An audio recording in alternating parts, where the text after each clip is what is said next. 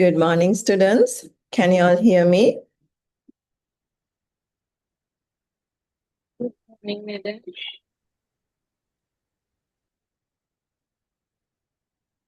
Right. How are you all? Good.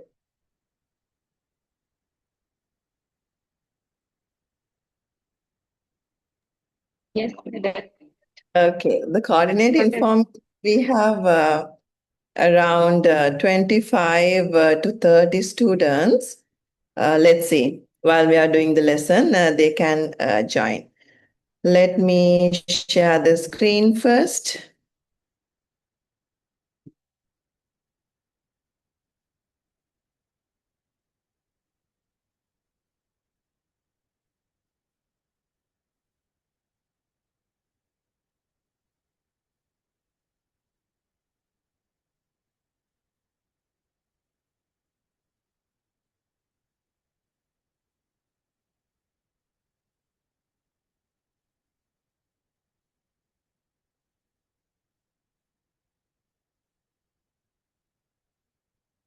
Can someone confirm whether you can see my PowerPoint presentation?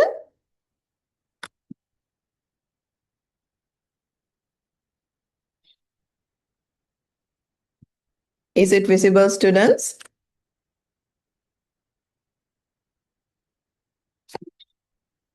Can you all see my Yes, PPT? madam.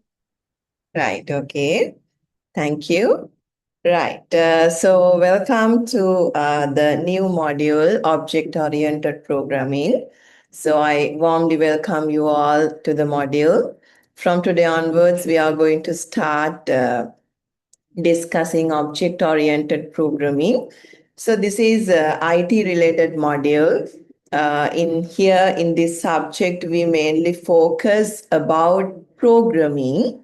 And in programming, we have types of programming. We have several types. So we choose object-oriented programming because this is one of the major type, and we use this thing when we convert real world issues into software solutions. We use object oriented programming. So this is a kind of very interesting module. We will be doing theories. At the same time, we will be doing practicals. So this is a combination of both theories and practicals. For final exam also, I'll give you some practicals, not to type, but to write in your paper. I ask you to write some codes, those kind of things. So those are the things we mainly focus in this module. This is very interesting. Personally, I really like to do these kind of modules.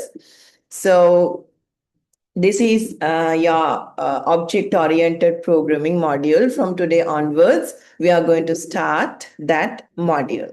So today I'll take you through the introduction, how we are doing these things, everything.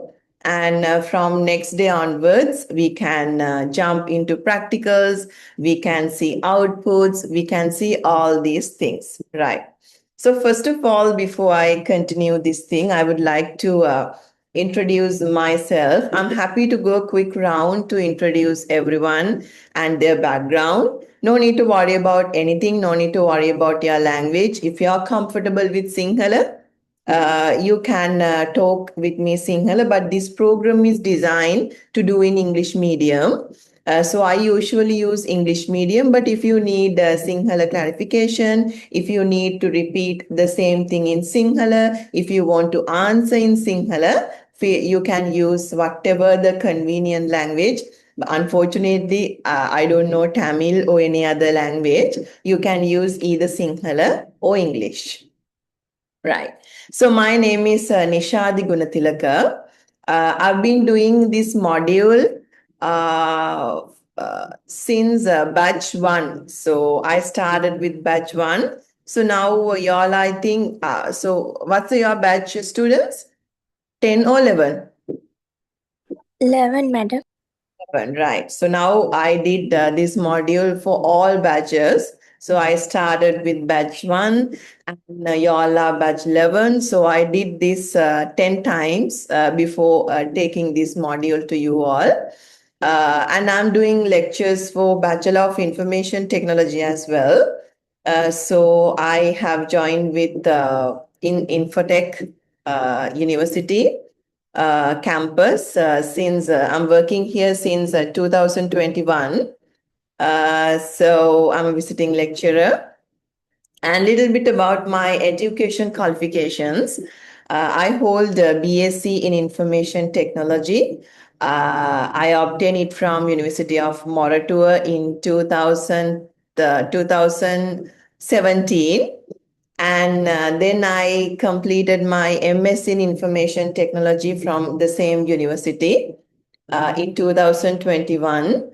And currently I'm reading for my PhD. For my PhD, I'm doing something related to explainable AI. So you all know what is AI. So now the new model is explainable AI, where we give explainable AI solutions for concurrent problems. So I'm doing something related to healthcare. So it's a combination of healthcare and IT. I'm giving an IT solution for healthcare issues. So that is my current education background. And I work as a full-time lecturer at University of Colombo. And at the same time, I'm serving as a visiting lecturer for several private institutes. For your institute also, I'm doing this module as a visiting lecturer. Right. Plus, I have 6 years of experience in academia. Before I joined with this academic position, I work as a software engineer. And then I wanted to change my path because I have a passion to teach. I really enjoy this job. And I really enjoy to upgrade students' level, education level, and give them a good quality life with this education. So I'm very happy and I'm very satisfied with my job.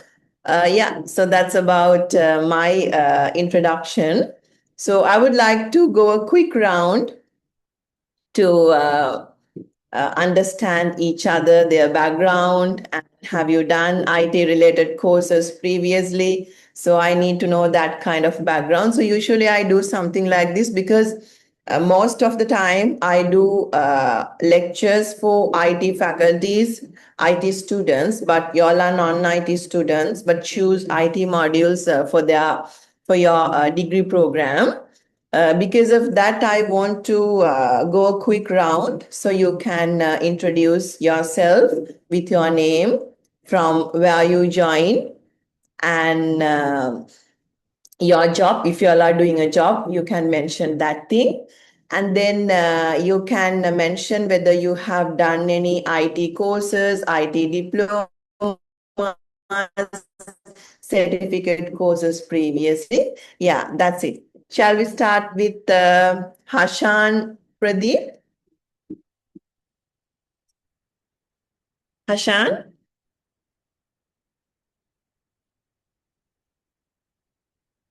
Yes, madam. Yes.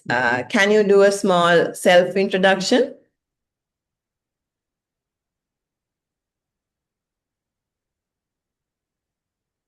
I'm from Badula, madam. My name is Hashan Pradeep.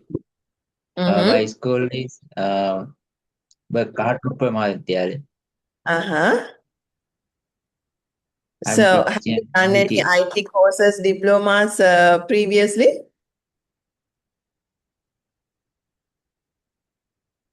Sorry, madam.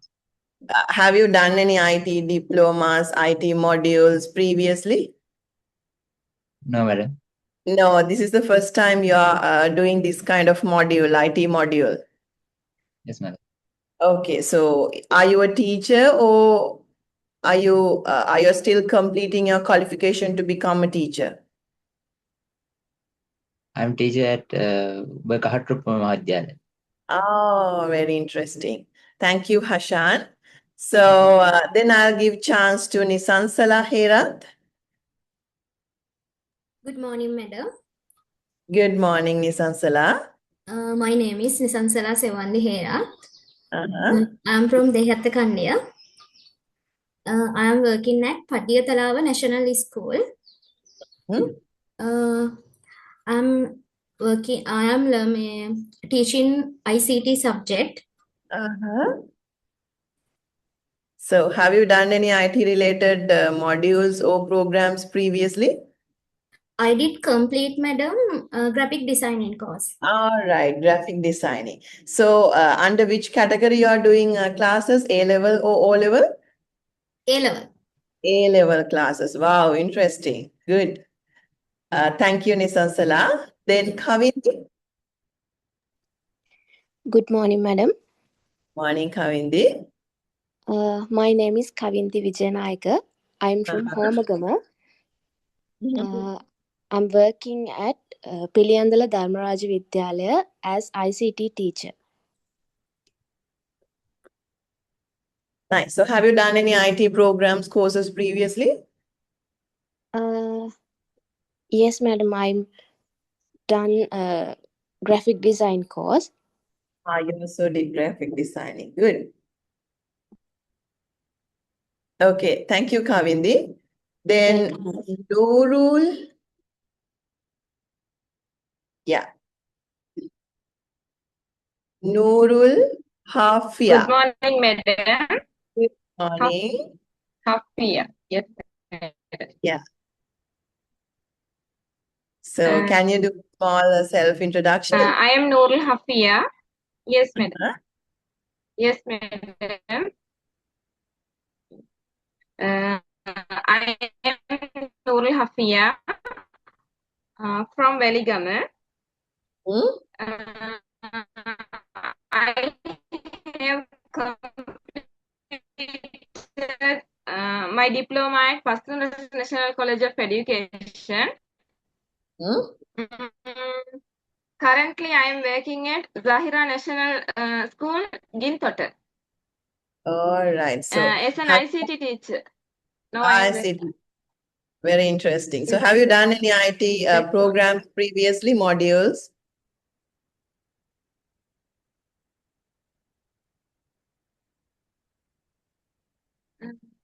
I have diploma, madam. IT diploma. Good, good.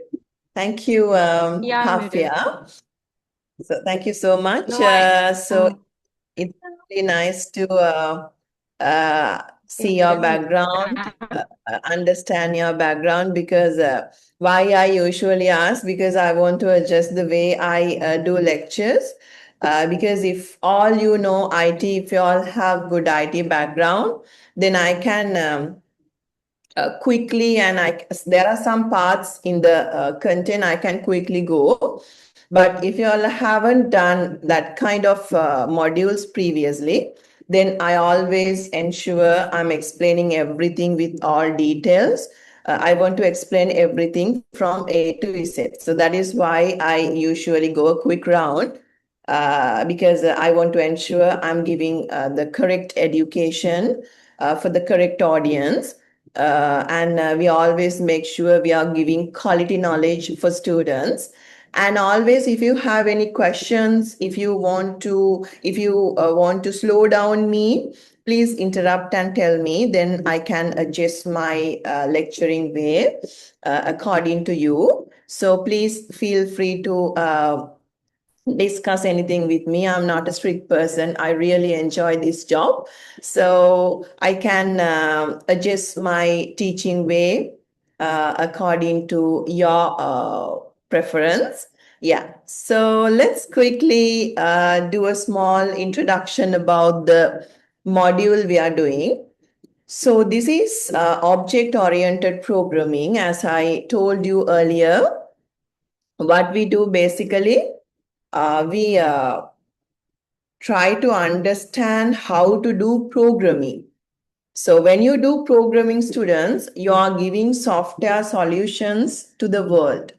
So, we have different types of softwares, different types of applications in the world. All these applications, softwares develop using this mechanism. We called it as programming. So programming is handling a programming language to do a computer program. Because your computer is a machine, your computer can't understand anything without our instructions. So human should be there to give instructions. So we are going to understand that story. We are going to understand that secret, how these programming languages are developed, how these things are working, how these programming languages are using. So we do some practicals, we write some codes, and we will understand how to develop a program.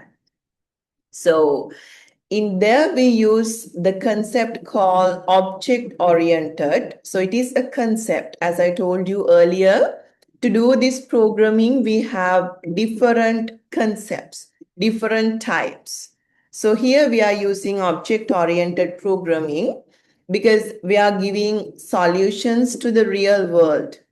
We are giving solutions to the outside. So we are using object-oriented concept. So as I told you, we have a programming language to practice here. So as the programming language, we are using Java, right? So as I told you, we have different types of programming languages in the industry. For an example, PHP, HTML, Python, Java, those kind of different programming languages are there. We choose Java. Why we choose this programming language? Because I want to show you this is how the practical things are working. We learn theories. At the same time, we try to apply all these theories into practicals. That's our main intention. So I'll be doing all these things with you. So we can see how the theories are working, how the practicals are working. We can understand all these things. And we have 6 days to complete this module. So I'll be taking 3 hours to cover one session. 3 into 6, we will do 6 sessions to complete the entire content.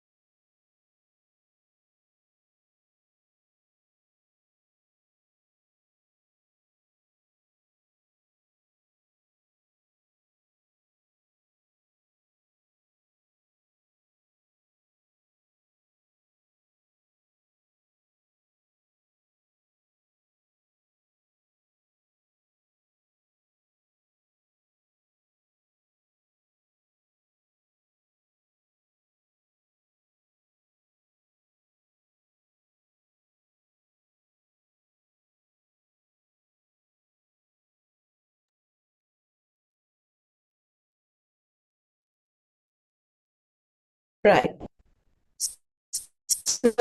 So these are the learning outcomes. So as teachers, you all know what are learning outcomes, what the intention of having these learning outcomes.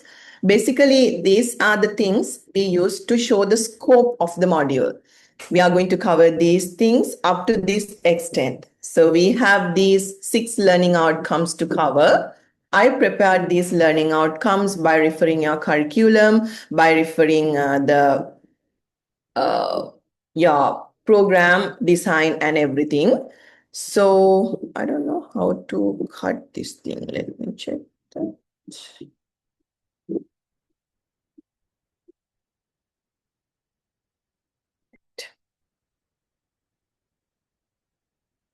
Right. So these are the lessons we are going to cover, students. So I just prepared these lessons to cover the all learning outcomes throughout the module. Throughout the days, we will be covering these things. So I'm not cover these things, which means I don't have a specific order. First, I'll do the theory parts, the basic fundamentals. And then I quickly jump into practicals. And then with practicals, again, I take some theory parts and I'll be discussing all these things with you. So that is how I plan to do all these things. And before I start the lesson, I have few things to remind you. You can maintain a book. You can maintain piece of papers to do the program, because this is not a physical class. We don't know what students are doing. So make sure you all are making notes. You all have books. So everything you should maintain in a very nice manner, because this is not just for your qualification. This is not just to get the paper qualification. Because you all are teachers, you all have to use this knowledge in classes.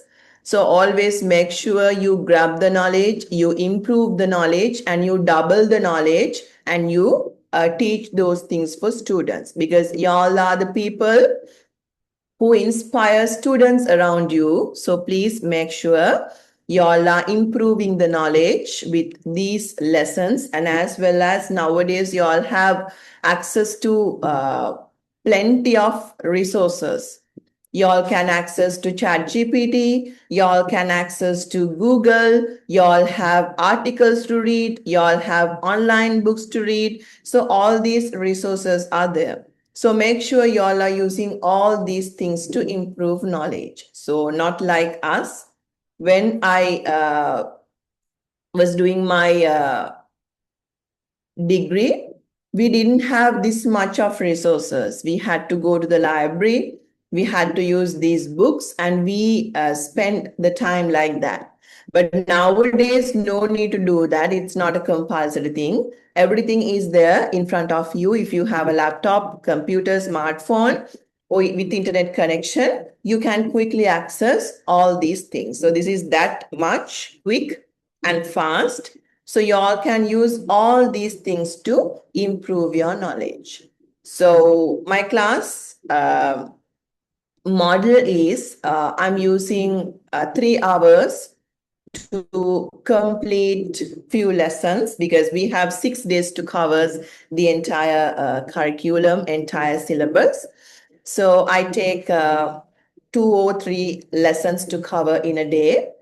As I told you, I take first few weeks like 1, 2, 3. First 3 weeks to complete the theories. In those classes, I fully concentrate the theories and I'll finish those things. And then after 3rd class, most probably, we can go for practicals. For practicals, we will be using Java. I'll show you, I'll help you to install Java in your environment.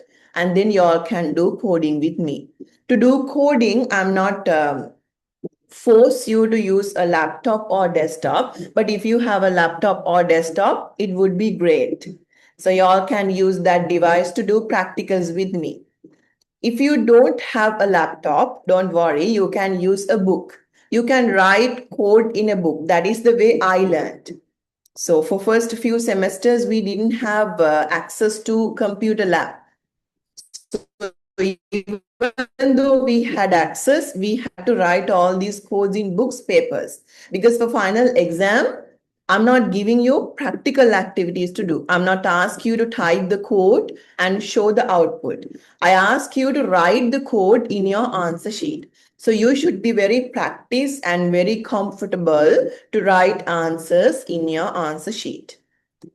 So you can maintain a book, you can type codes, you can write codes, and you can explain as you can. So at the end, you should understand the entire content. Right. And before I forget that thing, I just want to ask you a small favor from you. I don't know whether this is possible for you. If it is possible, we can do. If it is not, that's totally fine. So usually I'm struggling with a time manage, because currently I'm doing my PhD, and at the same time I'm doing my visiting classes. I do all these things. So earlier I allocated entire Sunday for Infotech.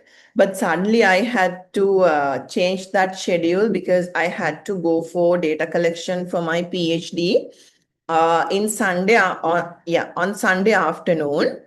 So I just want to know whether y'all are available to take one module on Saturdays. I don't care about the time. If y'all are available at night, then I'm okay with that.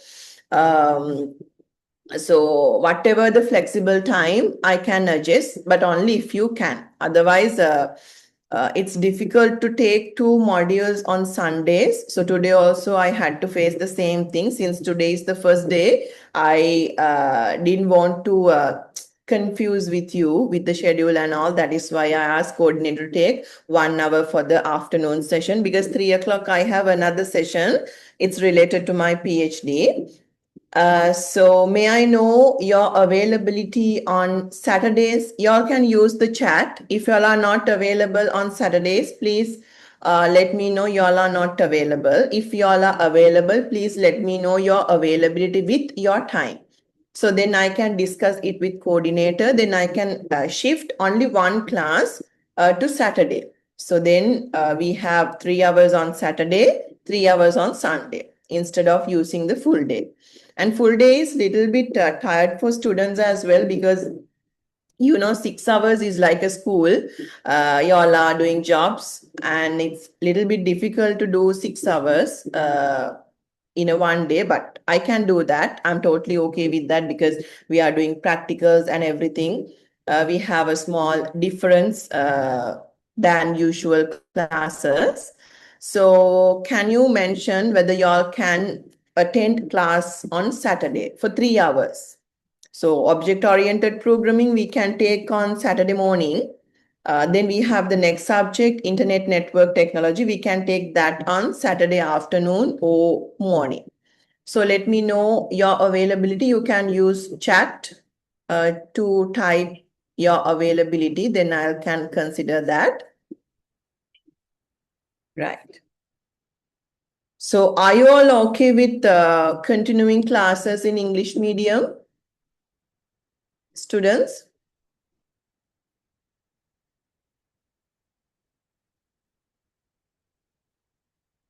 Are you all there? Hashan? Yes. Nurul? Yes. Hashan?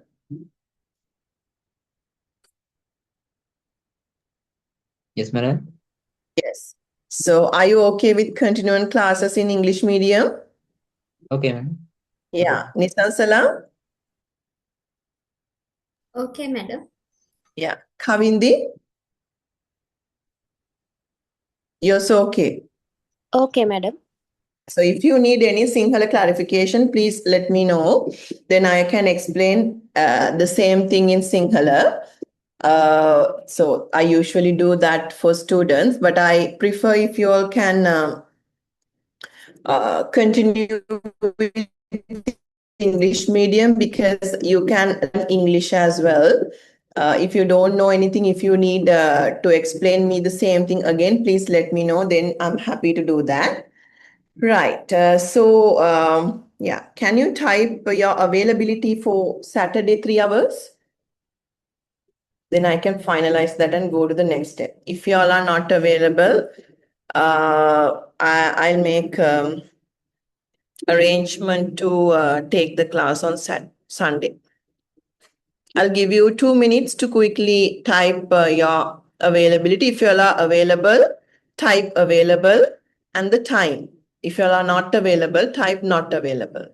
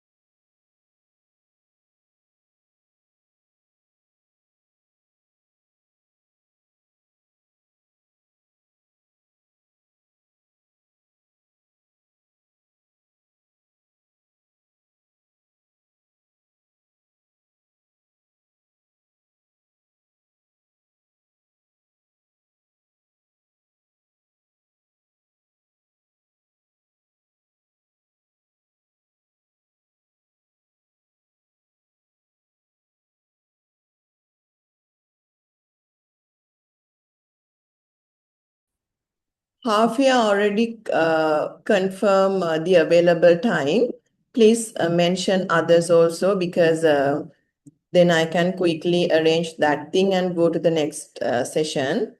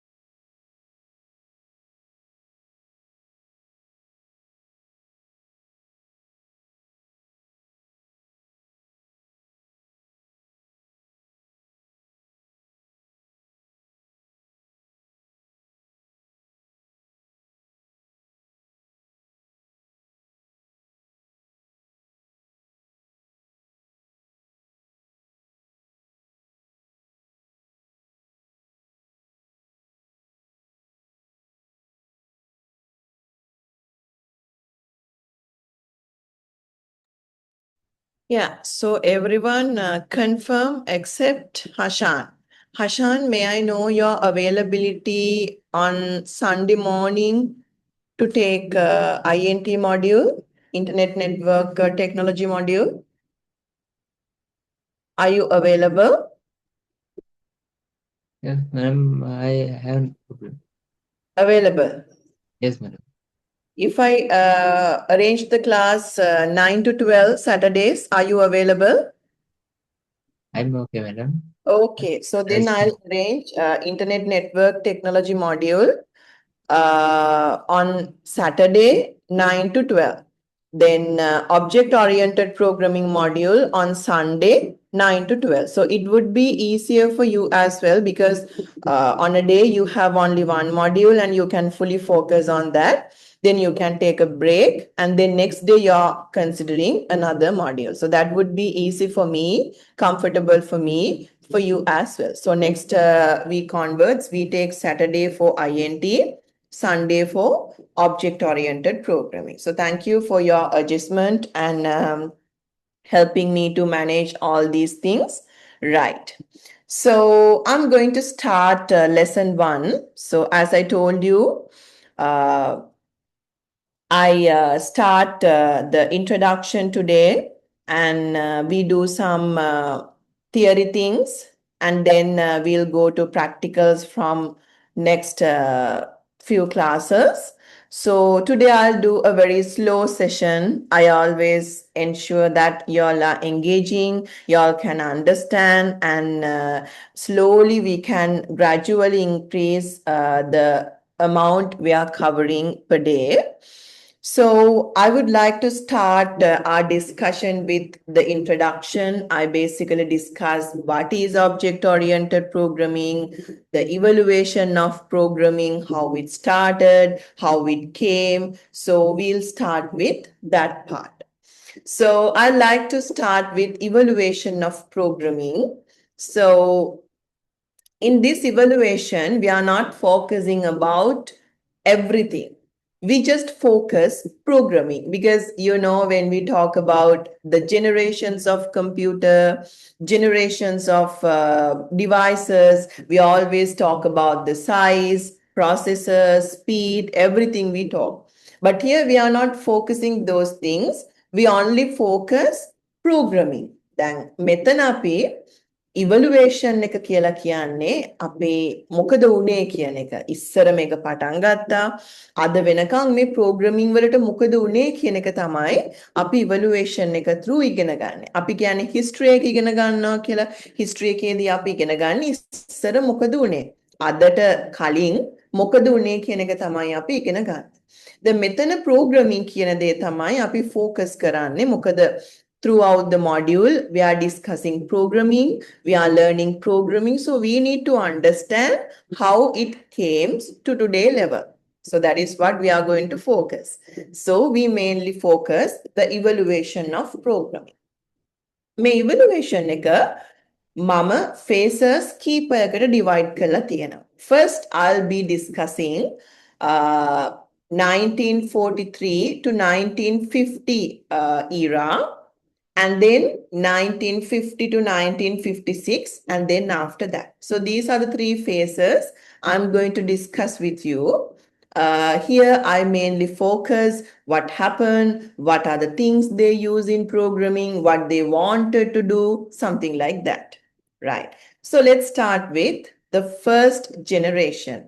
We called it as early stage. අපි මේකට කියන්නේ මේ programming වල early stage එක. Programming කියන එක මුලින්ම start කරේ. Programming කියන එක මුලින්ම මේ ලෝකෙට ආවේ මෙන්න මේ කාලෙදී. මිනිස්සුන්ට මේ කාලෙදී තමයි ඕන උනේ softwares හදන්න. Programs හදන්න. ඇයි? දැන් හිතන්න ඔයා මොකක් හරි ගානක් හදනවා. ඔයා මොකක් හරි manually solution එකක් දෙනවා. එක ගානක් නම් අපිට හදන්න පුළුවන්. ඒක ඉෂුව එකක් නෑ. හිතන්නකො ගණන් 1000ක් 2000ක් හදන්න ඕනේ කියලා. එතකොට අපි tired. When we do those kind of manual things again and again, we get tired because we are human. So we get tired. So we feel those things. Because of that, it's difficult to do these kind of repetitive tasks in an accurate manner. Sometimes when you get fed up, so when you feel very tired, so mistakes can happen because you are not full concentrating on that.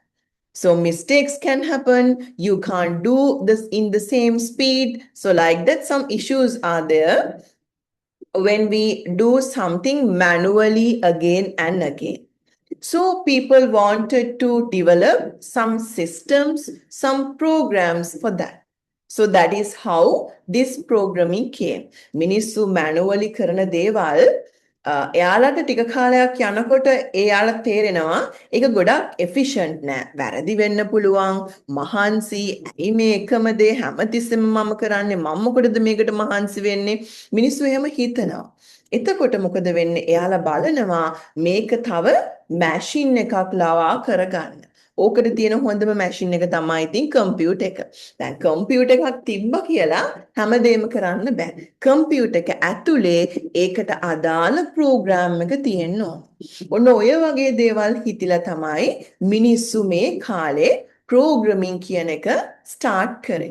So if they want to develop a program and if they want to run a program inside computer, they want to develop this kind of things.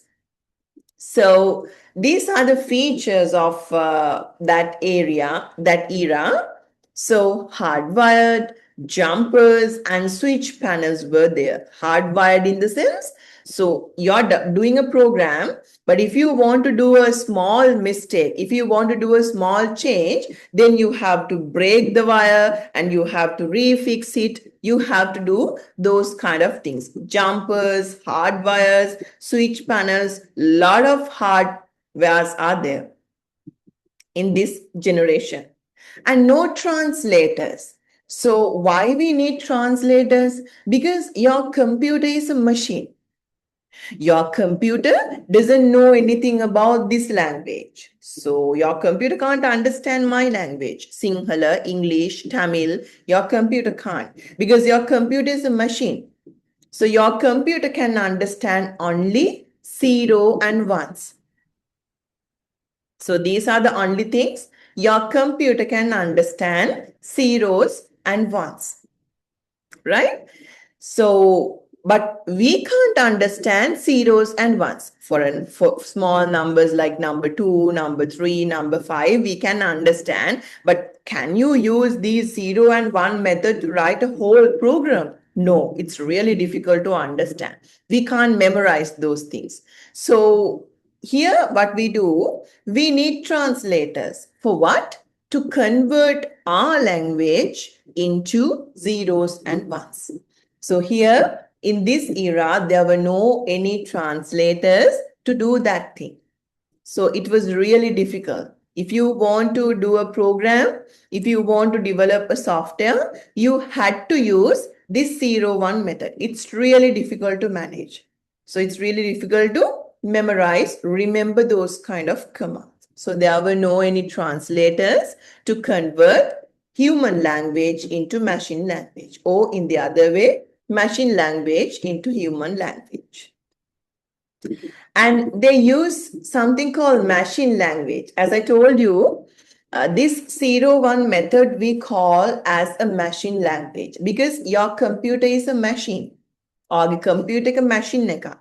එයාට තේරෙන්නේ 0-1 කියන numbering system එක විතරයි. ඔයා word එකක් දුන්නත්, sentence එකක් දුන්නත්, picture එකක් install කරත්, file එකක් upload කරත්, ඔයා හැම තැනකදීම ඒක 0-1 වලට convert වෙලා තමයි computer එක ඇතුළට යන්නේ. නැත්තම් එයා කිසි දෙයක් දන්නේ නැහැ.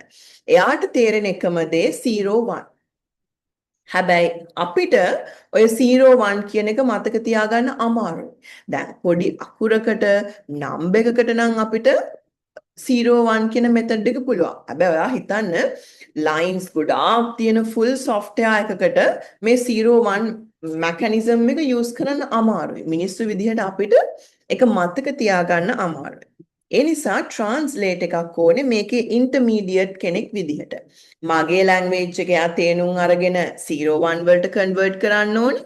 0-1 කියන එක යා තේරුම් අරගෙන මගේ language එකට convert කරන්න ඕනේ. So එහෙම කරන tool එකට තමයි අපි translate එකක් කියලා කියන්නේ. දැන් මේ කාලේ මේ මුල් කාලේ translators තිබුණේ නැහැ. එහෙනම් ඔයාට program එකක් ලියන්න ඕන නම් ඔයාට 0-1 method එක පාවිච්චි කරලා අපි ඒකට machine language එක කියලා කියනවා.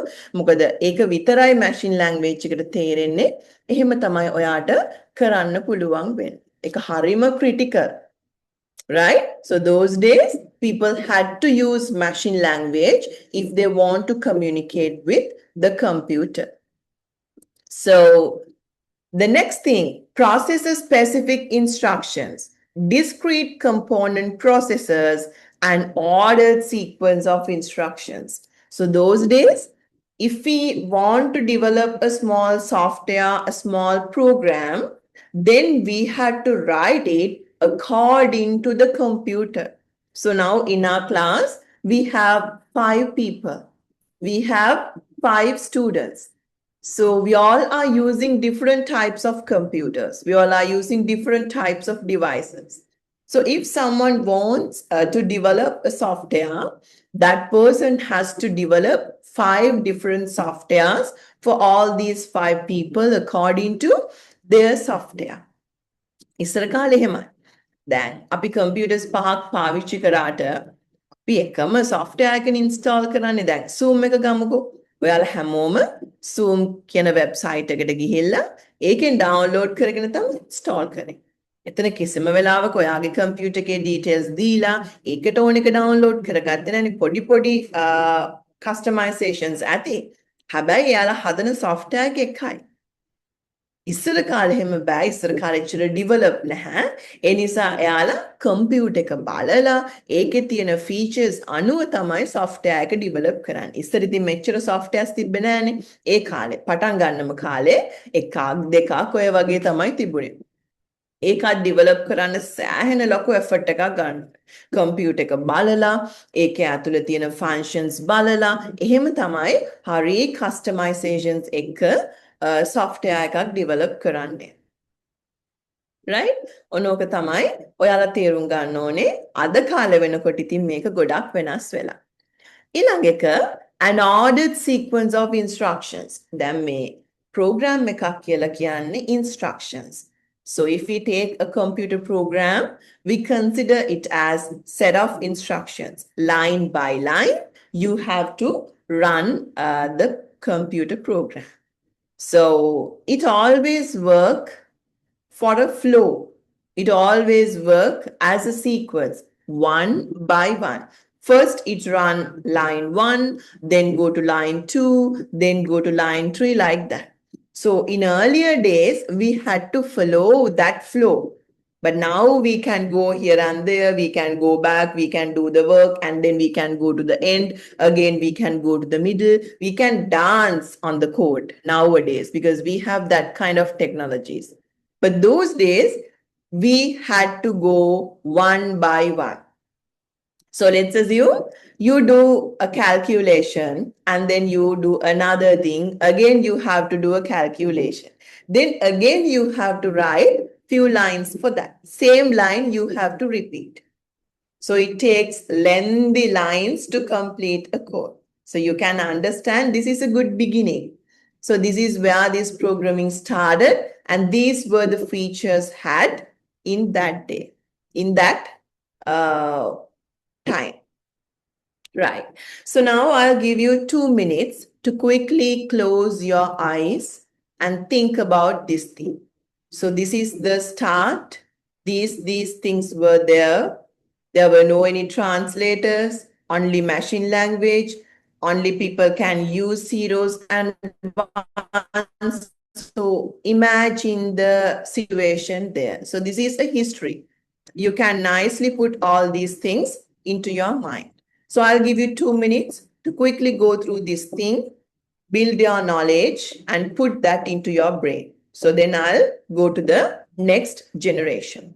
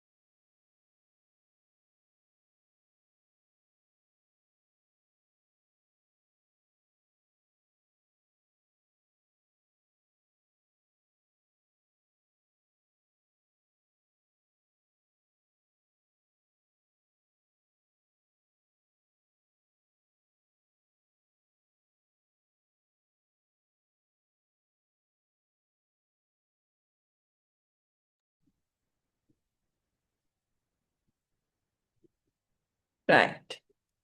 So let's go to the second generation. So now we know what happened in first generation, what they wanted to do, what they tried to do. So now they're slowly coming to the next generation. So now what happened? They try to introduce a translator because they know it's difficult, it's hard to using machine language to communicate with computer. So they wanted to use a translator. They tried, but it didn't work. So they introduced another thing, it called assembly language. So this is something advanced than the previous one, but not a complete understandable language for human. This is also a machine type language, but this is little bit okay, little bit understandable than the complete and very complicated machine language. So they use a small device called assembler and they try to convert that. Still, they wanted to develop a good translator to convert this human into machine, machine into human. So it consists of mnemonics. So mnemonics in the sense, we use sometimes to demonstrate summation, we use the word sum. To show the average, we use the word AVG. So like that, we have some short names. So in this generation, they started using these kind of things. So all others are same. There's no much significant change in this generation, right? So I'll give you 2 minutes to quickly go through this thing, understand this thing. If you want to make a note, you can make down. So here there's no any huge difference, but small advancements are there, not huge things, right?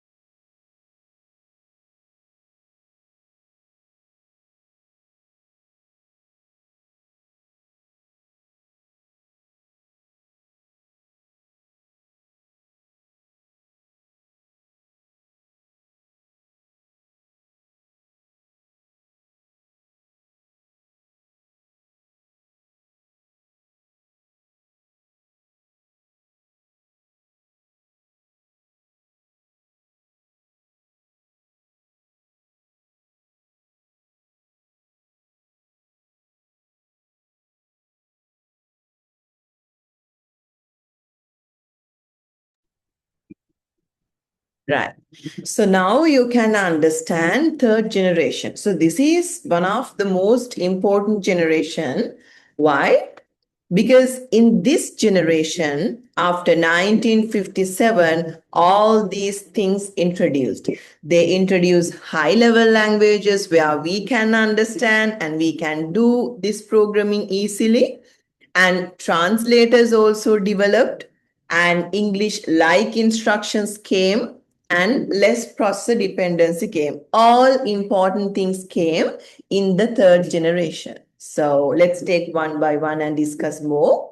So this generation introduced high-level languages. So until this, all languages are low-level. So what we call as low-level languages, those are the languages written in 0, 1. ඔය low-level languages කියන්නේ මිනිස්සුන්ට තේරුම් ගන්න බැරි languages. දැන් computer එක හැමදේම process කරන්නේ 0, 1 කියන ඉලක්කම් දෙකෙන්. ඔයා කතාවක් කිව්වත්, ඔයා වීඩියෝ එකක් දැම්මත්, ඔයා සින්දුවක් දැම්මත් මොක කරත් එයාගේ process වෙන්නේ 0, 1, 0, 1, 0, 1 විදියට. ඔය දෙක තමයි එක එක විදියට use කරන්නේ. දැන් ඔයා කම්පියුටර් එක ඇතුලේ ප්‍රෝග්‍රෑම් එකක් හදනවා නම් ඔයාගේ වැඩ කරගන්න ඔයාට සිද්ධ වෙනවා ඉස්සර අර 0 1 වලින් ඔක ප්‍රිපෙයාර් කරන්න. ඒක හරි අමාරුයි. මොකද ඒක වචනයක් දෙකක් නෙමෙයිනේ. අපි ලයින්ස් ගොඩක් විශ්වාස කරන්න සමහර ප්‍රෝග්‍රෑම්ස් වල පොඩි පාර්ට් එකක් රන් වෙන්න අපි ලයින්ස් 1000ක් විතර ලියනවා. ඉතින් ඔය වගේ ගොඩාක් ලියනකොට ඒක හරිම ක්‍රිටිකල්. අපිට මතක තියාගන්න බෑ, අමාරුයි, වැරදෙනවා, කොහෙද මේක බැරි වැඩක්. ඔන්න ඒ වගේ languages වලට තමයි අපි කියන්නේ low level languages කියන. ඇයි? මිනිස්සුන්ට ඒක තේරුම් ගන්න බෑ. first generation එකේ, second generation එකේ ඔය දෙකේම තිබුණේ low level languages. හැබැයි third generation එකේ high level languages implement කරනවා. ඒ කියන්නේ ඔයාට පුළුවන් ඔයාට තේරෙන English වලින් codes ලියන්න. English කියන්නේ perfect English නෙමෙයි. අර sentence එක grammar බලලා එහෙම ලියන punctuations එක්ක ලියන English නෙමෙයි. නිකන් English words තියෙන්නේ. ඇයි English words use කරන්නේ? මොකද ඒවා අපිට තේරෙනවා. Get, set, main ඒ වචන අපි දන්නවා. ඒ වචන use කළා තමයි programs ලියන්නේ. ඔය ඒක ආවේ third generation එකත් එක්ක. එතකොට ඒක simple. අපිට පුළුවන් අපි තේරෙන language එකකින් programs ලියන්න. ඒක translate එකට දැම්මහම ඒ translate එක convert කරනවා 0 1 වලට. ඔන්න ඕක තමයි වෙන්නේ. So with high level languages, translators came. There are two types of translators, compiler and interpreter. I'll talk about these two later. So for just your knowledge, you can understand we have high-level languages, translators in this era. So this is very good and we consider this as the turning point of this computer programming. So third generation remarked that they introduce high-level languages, translators introduced, and English-like instructions came. So if we have English-like instructions, no need to worry about remembering these zeros and ones lengthy paragraph. You can just focus the English words and you can do the communication programming easily. Less processor dependency. No need to worry about the computer type, the process and everything. You can just develop one software and you can install it in any device. අපි කලින් කතා කරා ඉස්සර කාලේ computer එකකට software එකක් හදනවා නම් ඒ computer එක මුලින්ම study කරන්න.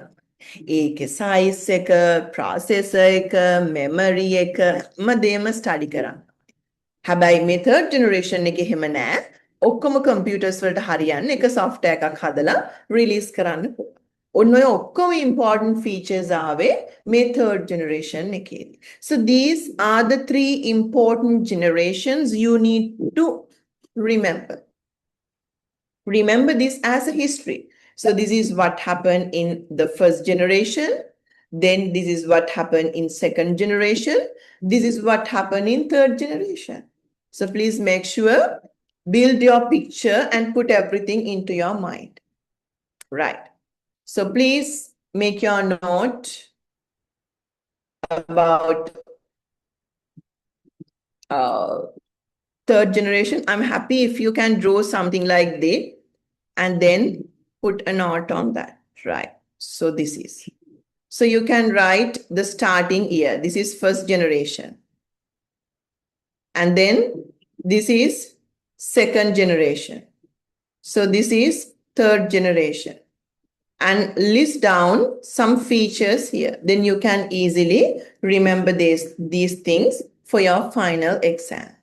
Right. So please make your own note and understand these three. And then I'll explain about what happened after this.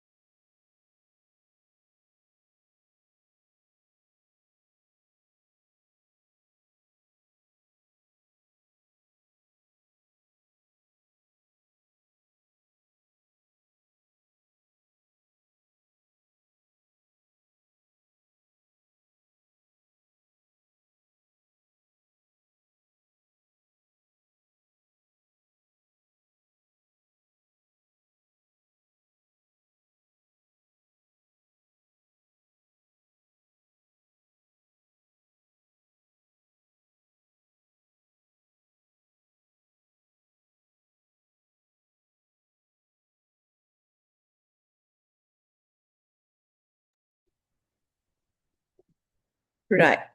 So hope you all have done this thing. Let me clear this.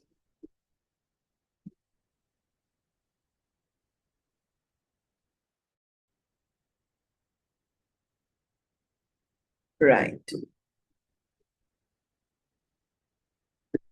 So then we are going to focus what are the major developments happen in programming until 1990s, because we are slowly coming to the today's programming, and we want to understand what happened in earlier days and how it gradually came to today's level. So in 1952, there was a person called Grace Hopper.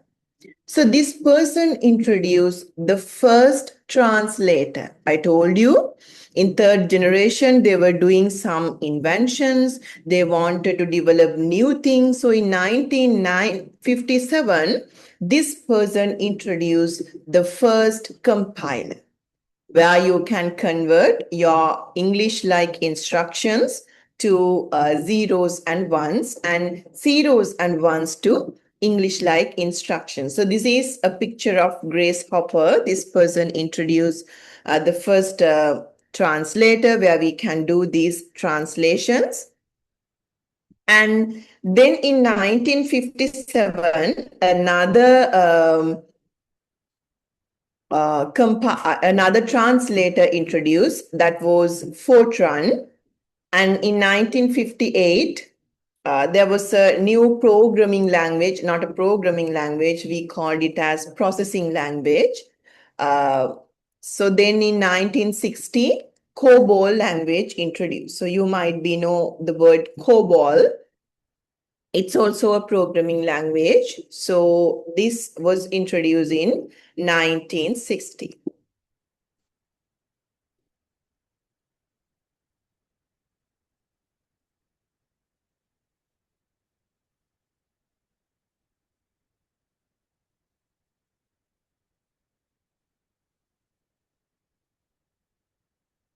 Right.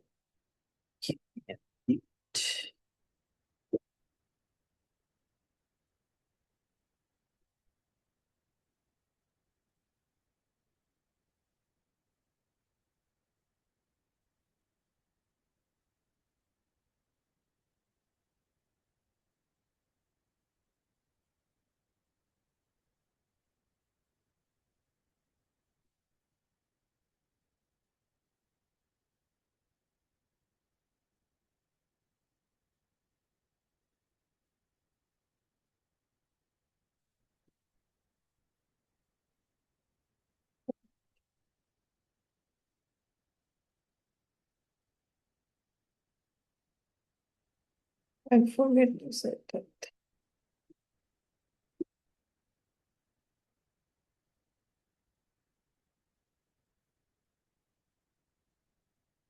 Right.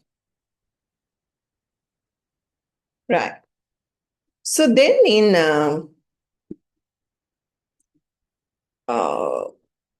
1967, the first object-oriented language came. I told you object-oriented is a concept where we use to do this computer programming. Like that, we have several concepts.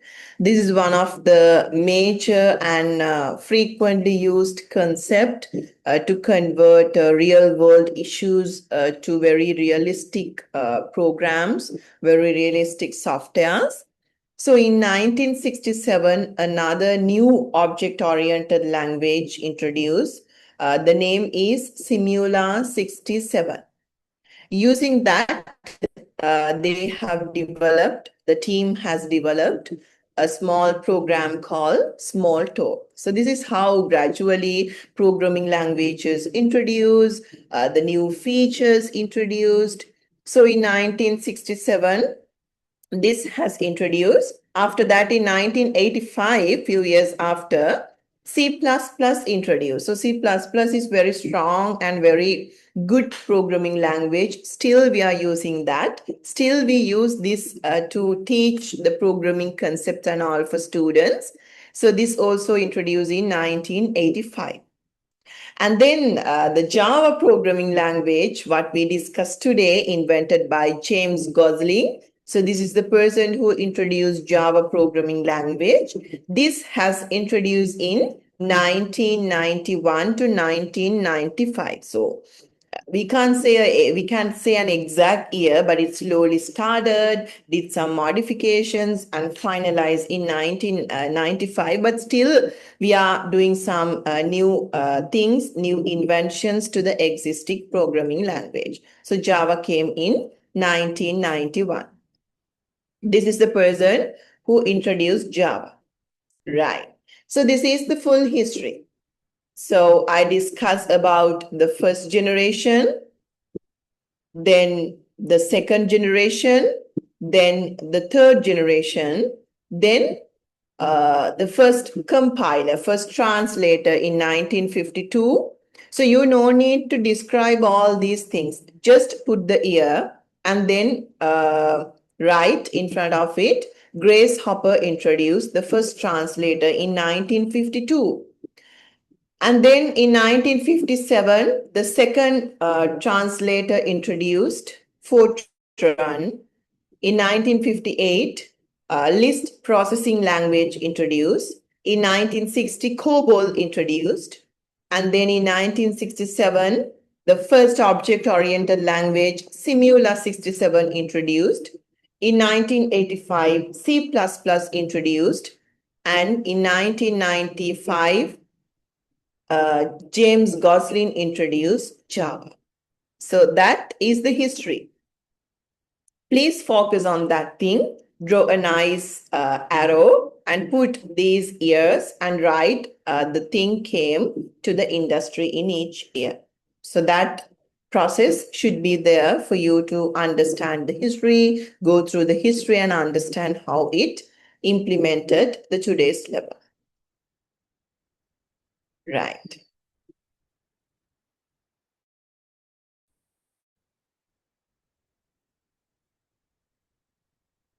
Do you have any questions to ask? Anything need to clarify?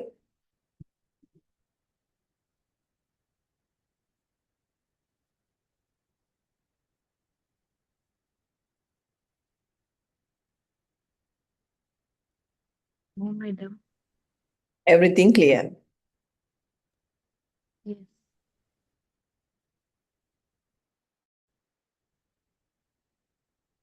So we have no newcomers.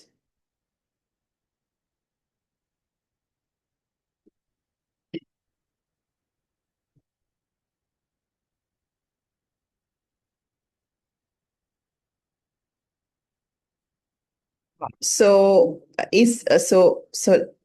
who's this student? Apinosha. How you pronounce your name, student? Apinosha. Apinosha, right.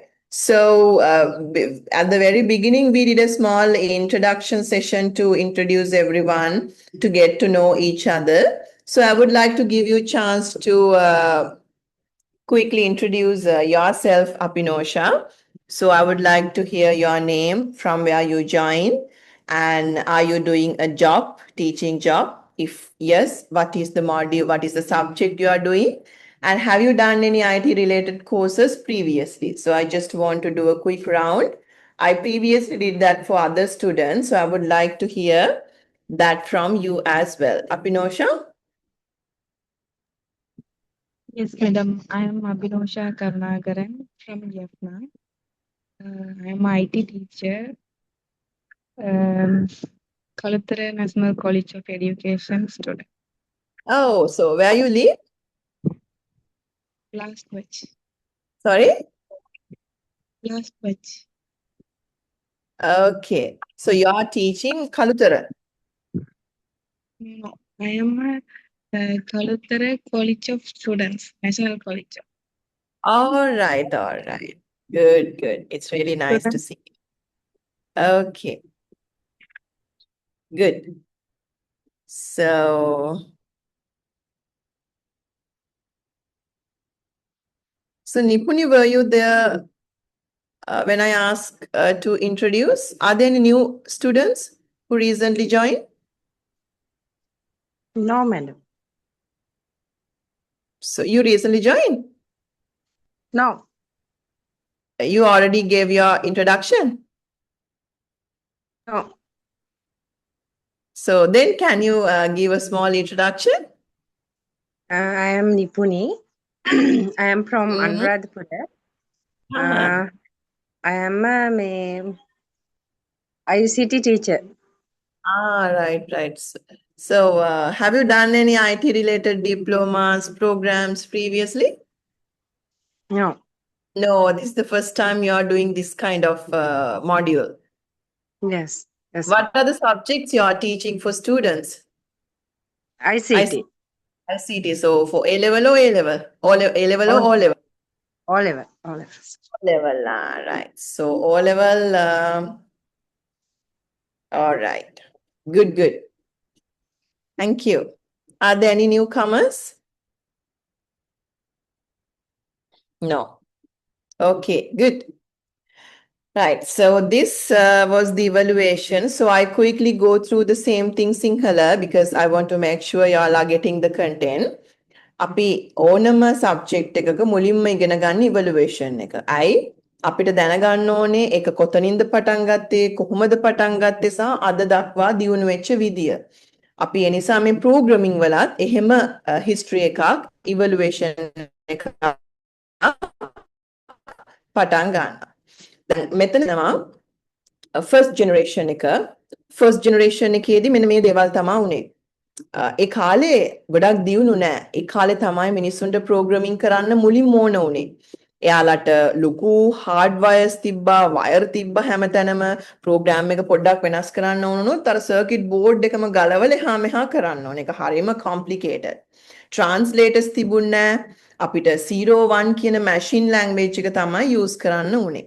ඒ වගේම computer එක study කරලා ඒකට ඕන විදිහට තමයි programme කරන්න උනේ. ඒක හරිම ක්‍රිටිකල්. හැබැයි මේ දේ පටන් ගත්තේ මෙන්න මේ ජෙනරේෂන් එකේදී. සෙකන්ඩ් ජෙනරේෂන් එකේදී assembly language කියලා අලුත් ලැන්ග්වේජ් එකක් ඉන්ට්‍රොඩියුස් කරා. යාලා try කරා. මේ හරි ප්‍රෝග්‍රෑම් එකක් ලියන්න. හැබැයි මේකත් එච්චරම සක්සස් නැහැ. හැබැයි කලින් එකට වඩා නම් ඉතින් හොඳයි. මේ කාලෙත් ලොකු වෙනසක් වුණේ නැහැ. මැෂින් ලැන්ග්වේජ් එකමයි පාවිච්චි කරේ. කම්පියුටර් එක බලලා ඒ විදිහට තමයි ප්‍රෝග්‍රෑම් කරන්න උනේ. ඔය වගේ සිටුේෂන් එකක් තමයි තිබ්බේ. තර්ඩ් ජෙනරේෂන් එකේදී තමයි හොඳම දේවල් ටික ආවේ. ට්‍රාන්ස්ලේටර්ස් ආවා. ට්‍රාන්ස්ලේටර්ස් වලින් අපිට අපේ ලැන්ග්වේජ් එක 01 වලට කන්වර්ට් කරන්න පුළුවන් වුණා. 01 කියන එක අපේ ලැන්ග්වේජ් එකට කන්වර්ට් කරන්න පුළුවන් වුණා. ඒ වගේම high level languages ආවා. ඒ කියන්නේ අපිට හරි ලේසියෙන් කෝඩ් කරන්න, ප්‍රෝග්‍රෑම් කරන්න පුළුවන් languages ආවා. ඒවා ගොඩක් English like instructions. අපිට තේරුම් ගන්න, handle කරන්න ලේසි. කම්පියුටර් එක බලලා ඒකට ඕන විදිහට නෙමෙයි අපි programs හැදුවේ. හැම එකටම හරියන විදිහට program එකක් හදලා හැම එකේම install කරන්න පුළුවන් ability එක ආවා. ඔන්න ඔවා තමයි වෙච්ච දේවල් මේ ජෙනරේෂන්ස් තුනේ. මේ ජෙනරේෂන්ස් තුනෙන් හොඳම ජෙනරේෂන් එක මොකක්ද ඇහුවොත් තර්ඩ් ජෙනරේෂන් එක තමයි හොඳම. මොකද ඒකේ තමයි ගොඩාක් දේවල් ඉන්වෙන්ෂන්ස් ආවේ. ඊට පස්සේ 1990 දී 1952 ග්‍රේස් හොපර් කියන කෙනා තමයි මුල්ම ට්‍රාන්ස්ලේට් එක ඩිවෙලොප් කරේ. ඊට පස්සේ 1957 ෆෝර්ට්‍රන් කියලා තව ට්‍රාන්ස්ලේට් එකක් ඩිවෙලොප් කරා. 1957 අලුත් ප්‍රෝග්‍රෑමින් ලැන්ග්වේජ් එකක් ආවා ලිස්ට් ප්‍රොසෙසිං ප්‍රෝග්‍රෑමින් ලැන්ග්වේජ්. ඊට පස්සේ 96 COBOL කියන ලැන්ග්වේජ් එක ඉන්ට්‍රොඩියුස් කරා. ඊට පස්සේ මේ සිමියුලා කියන object oriented programming language එක introduce කරා 1967.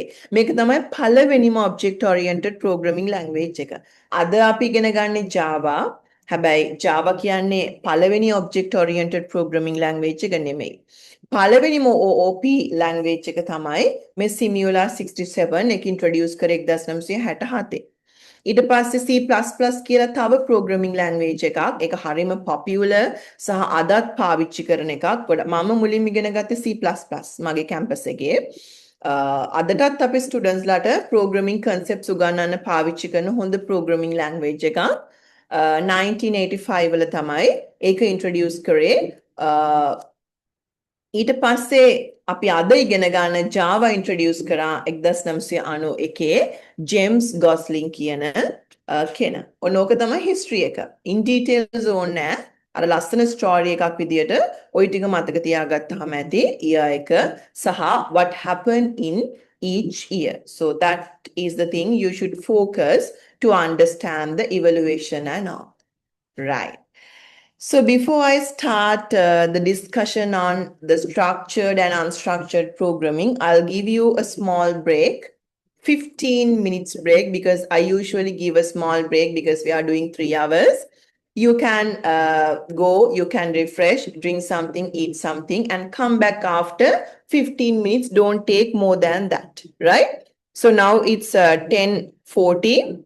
So please take 15 minutes and come back to the lesson. This is the short break I give in between the class, right?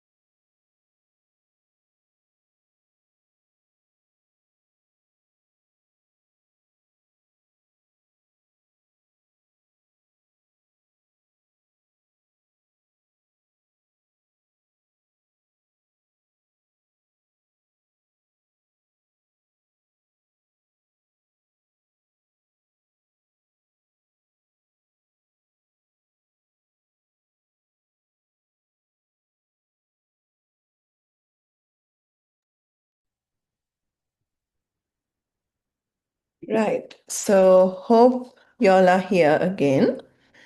So what we are going to discuss now, we are going to see how this object-oriented programming came. As I told you earlier, we had different types of programming, and then different types of concepts came, and now we have object oriented programming, those kind of things.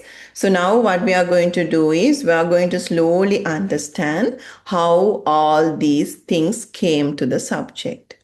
So now we have discussed the different types, and we have discussed what happened, what are the new types came to the subject. So this focus is about the basic two types of programming we have in the industry. So when we take the programming types, we have basically two: structured programming and unstructured programming. So when it comes to unstructured programming, as you all know, there's no any structure. Unstructured means that there's no any structure. So you have these things. Let's read all these things with me, then you all can understand. This we consider as in early stages. At the very beginning, this thing was there. Because at the very beginning, there were no any features, advanced features. So we had only these features and these things. So we had to use this thing when it comes to computer programming and all. Early stages, we had this unstructured programming. And then we have the unstructured programming with the feature. We write everything in one block. So nowadays, when we take computer program students, we can nicely divide those things. So we can nicely arrange, we can nicely structure the code. But those days we didn't have those features. So what we had to do, we had to go through the code, we had to search those things, everything was there in the same block. We called it as unstructured programming. Simply, there's no structure. To do the output, to get the output, we write the code here and there as we wish. So this is how the programming started. ඉස්සර කාලේ දැන් නම් අපි codes ගත්තාම ලස්සනට structure කරන්න පුළුවන්, label කරන්න පුළුවන්, එහෙකට ගැලපෙන ඒවා එක තැනකට, තව තැනකට ගැලපෙන ඒවා තව තැනකට, ඒ විදිහට ලස්සනට code එක arrange කරන්න පුළුවන්. හැබැයි ඉස්සර එහෙම බෑ. ඉස්සර ඔය හැමදේම තිබ්බේ එක code එකක් ඇතුලේ. එක පොඩි සෙග්මන්ට් එකක් ඇතුලේ. මොකද ඉස්සර ලොකුවට ඩිවෙලොප් වෙලා නැහැ, ලොකු දේවල් නැහැ. තියෙන දේවල් එහා මෙහා කරගෙන තමයි මේ ප්‍රෝග්‍රෑම්ස් කියන එක ඩිවෙලොප් කරේ. ඉතින් ඒ කාලේ හැටියට unstructured programming තමයි තිබුණේ. කිසිම ස්ට්‍රක්චර් එකක් නැහැ. මේ ටයිප් එකේදී කිසිම ස්ට්‍රක්චර් එකක් නැහැ. ඔහේ අපිට ගන්න ඕනේ output එකට අපි code එක lines ගාන list down කරන එක තමයි කරන්නේ. So as I mentioned here, we write the main program plus data. We include everything in the same block. We called it as unstructured programming, right? So now I ask a question from you. The question is, write down your daily activities. So from get up to sleep or to return from your office, I need y'all to write all your daily activities. These are my activities. First, I get up, then get dressed, eat breakfast, get the car out of the garage. So these are the things I do. So I ask you to do the same thing. Take a piece of paper, pen, and list down the activities y'all are doing from morning to evening. I need at least 10 to 15 activities in your paper to do the next activity. So first write 10 to 15 activities. Usually you do when you wake up to evening.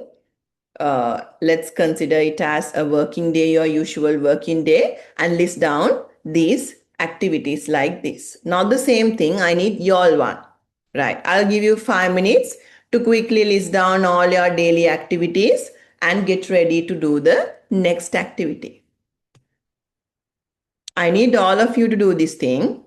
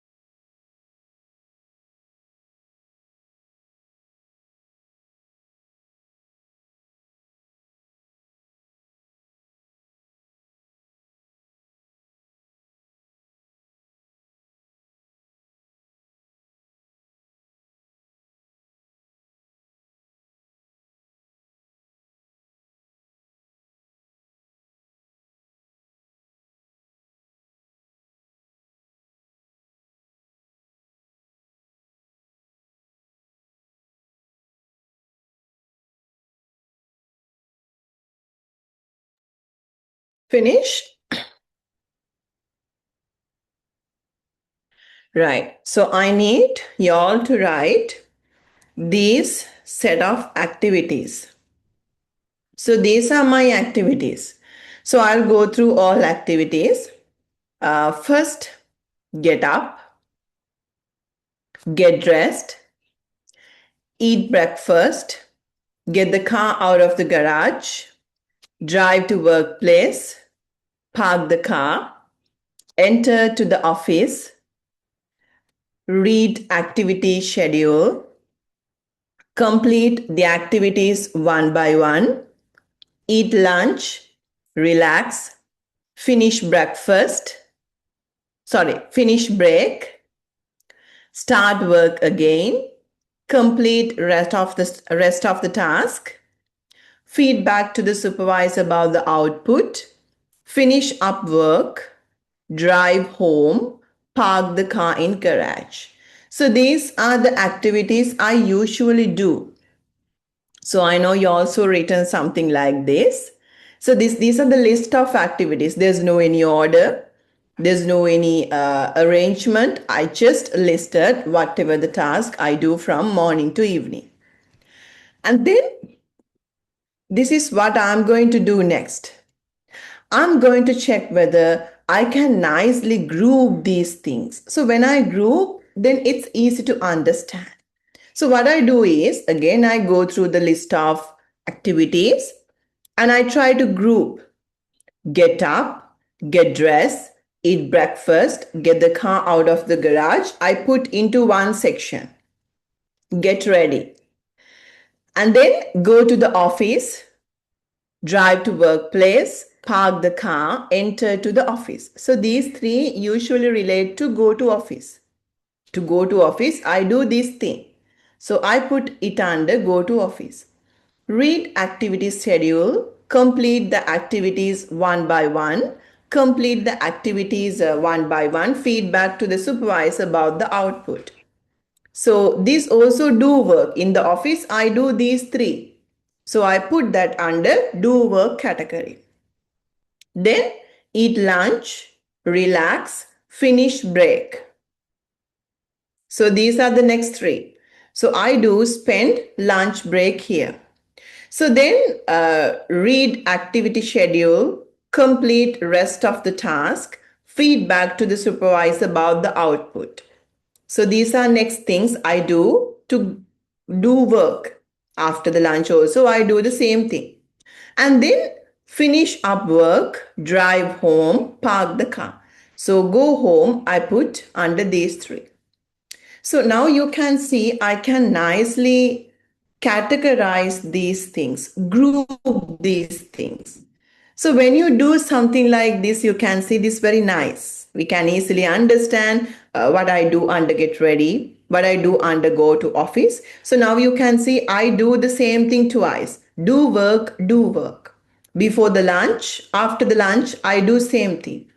So like that, these things you can easily understand when you do something like this. You nicely arrange this. You nicely structure this. So now you also can try this. So I'll give you 2 minutes.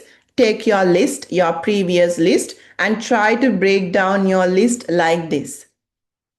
No need to write the same thing. You can just take your paper, read the list, and try to group at least into 4. Right? So try to do that, then I'll show you how to proceed after that.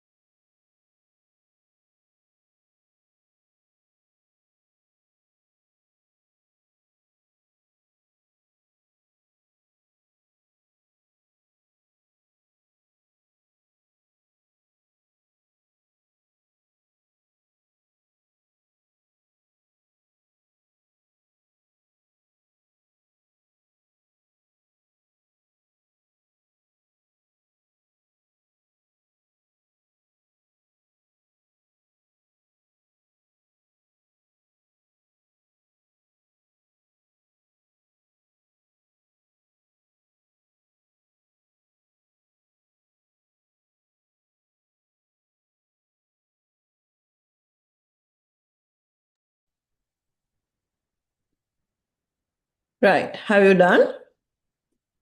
Good.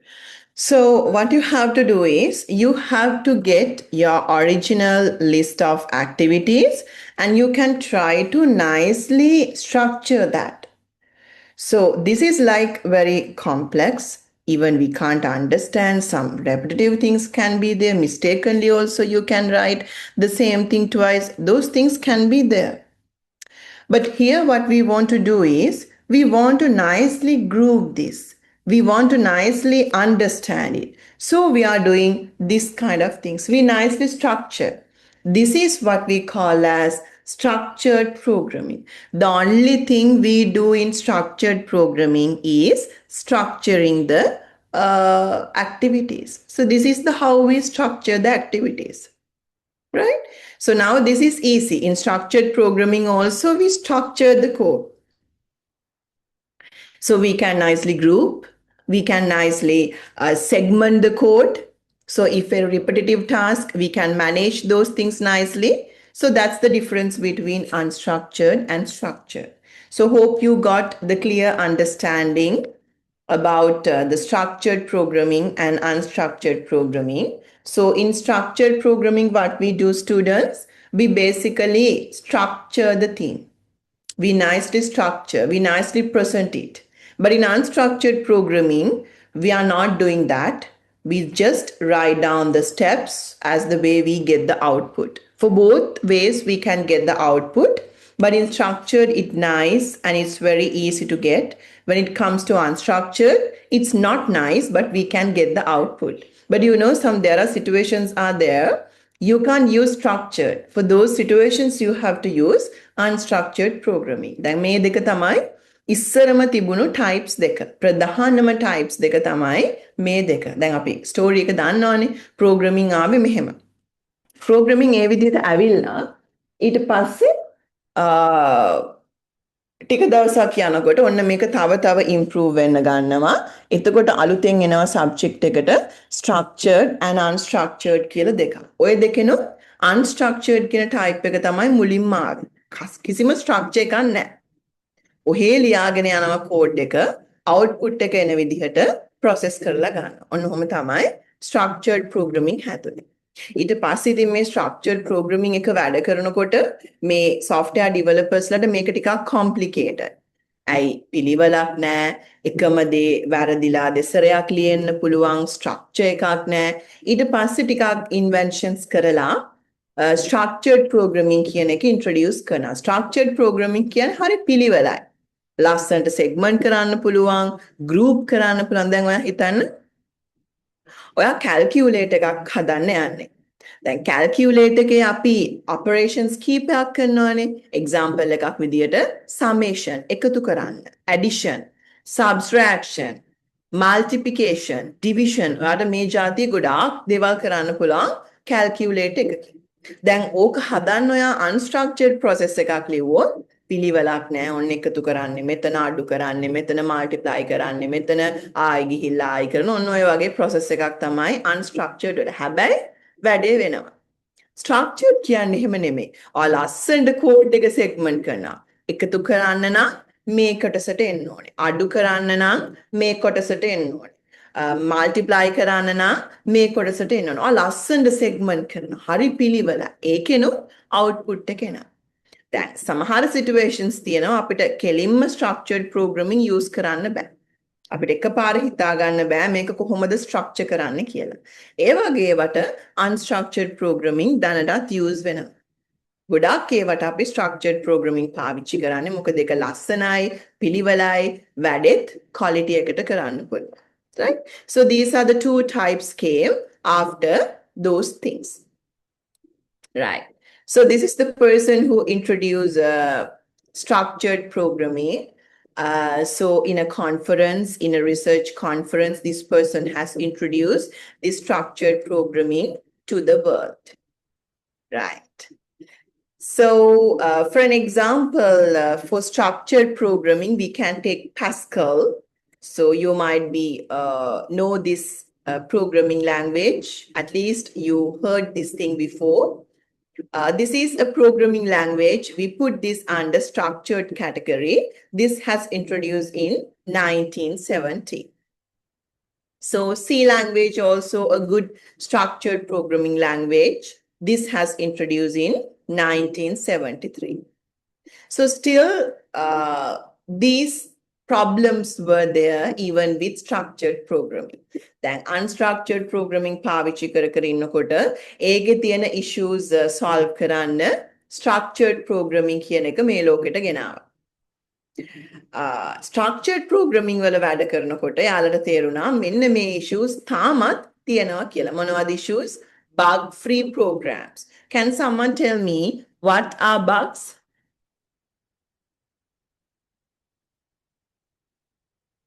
Students, can someone tell me what are bugs? Bugs කියන්නේ මොනවද? errors, Exactly, errors. Very good. Bugs are errors. අපි bugs කියන්නේ errors වලට. So when we write codes, we can see errors. That's very frequent. So still we can't get that bug-free programs. දැන් නම් ගොඩක් වෙලාවට bugs කියනේවා හරි small දේවල්. අපිට internet තියෙනවා, AI තියෙනවා, code එකයි error එකයි දාපු ගමන් AI වලට bug එක මොකක්ද කියලා එනවා ඉතින්. ඒක fix කරන්න ලේසි. හැබැයි අපි code කරනකොට ඒ කාලේ ගොඩක් කල නෑ ඉතින් ටිකක් අවුරුදු ගානකට කලින් අපි ඔය codes කරනකොට අපිට ඔය AI assistant තිබ්බ නෑ chat GPT වගේ දේවල්.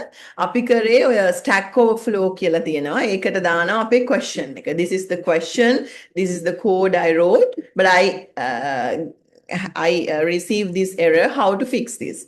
So some experts are there in that page. So it's a kind of small community.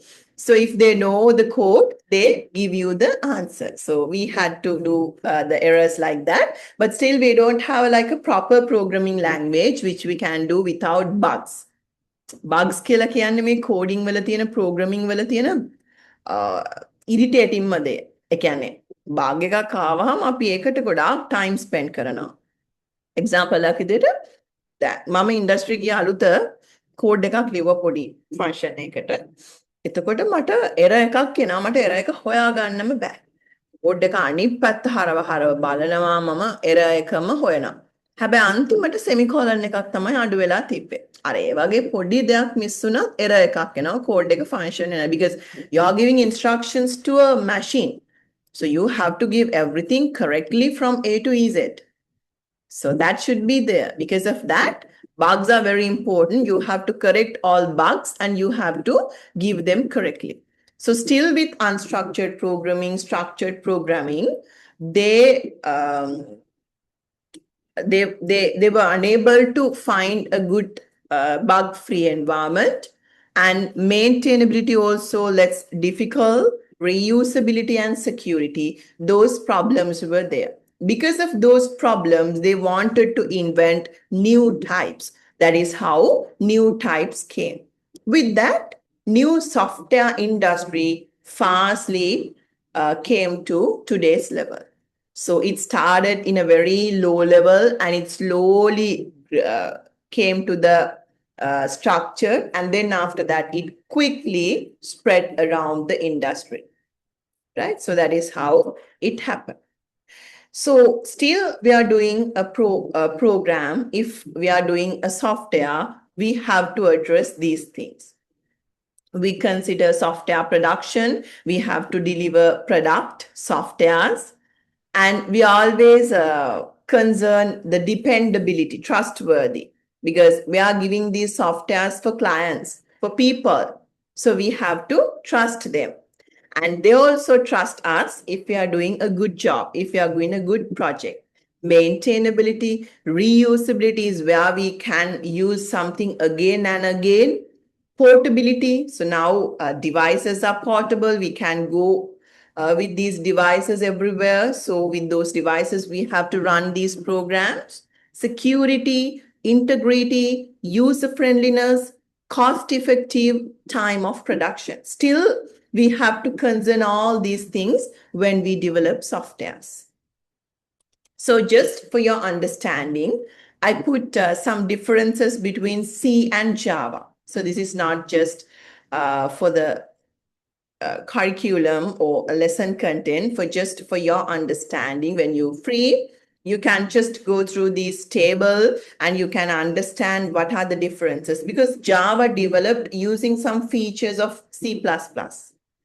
So that is how it works. දැන් අලුත් programming language එකක් හැමතිස්සෙම develop වෙන්නේ තියෙන programming languages study කරලා. ඒ වෙනකොට industry එකේ තියෙන programming languages study කරලා ඒවා තියෙන issues address කරන්න තමයි අලුතෙන් programming languages මේ ලෝකෙට එන්නේ. එතකොට ඒකේ තියෙන features උත් මෙතන තියෙනවා සමහර අලුත් features උත් තියෙනවා. ඔන්න ඕක තේරුම් ගන්න තමයි මම මේ table එක දැම්මේ. So make sure you all are going this thing and understand this thing before the next class. Right. So now you have a small activity to do. So this is specially for the next lesson. But what I want to do is I want to get y'all familiar with internet, with ChatGPT, those kind of tools. But don't directly copy paste things from those tools because these tools we develop just to improve your knowledge, not to develop another AI person. So make sure y'all are searching things from internet, understand it, and then write it in a piece of paper. So now, whatever the convenient method you can follow. I'll give you 10 minutes. This is a very quick activity. After this thing, I'll start the next lesson. Before the next lesson, I'll want to refresh you all. Get 10 minutes. And then you can write answers for all these 5 questions in a piece of paper, in chat, or in Word document. So at the end, I ask you to share those things with me, right? So no need to write question, just write answers. Search, understand, and then write answers. I'll ask the questions from you to understand whether you got it or not. So after this, I'll share the attendance sheet as well. So make sure do this thing and submit your answers to this chat through your WhatsApp, through your Word document, or you can directly write your answer here, or you can write it in a piece of paper, take a photo and upload here. Whatever the convenient method you can do. However, I need answers for all these 5 questions. These are completely new things. I know that. But you all want to do a small research and submit your answers, right? I'll give you 10 minutes. Now it's 11:25. So I'll give you 10 minutes, quickly finish the activity by 11:35, right?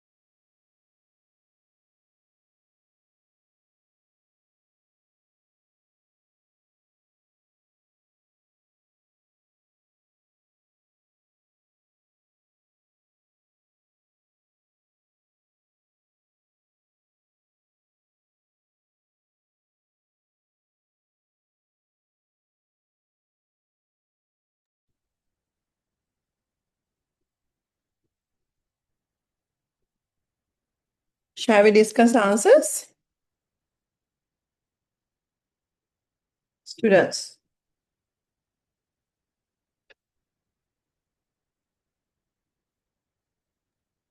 Yes, madam.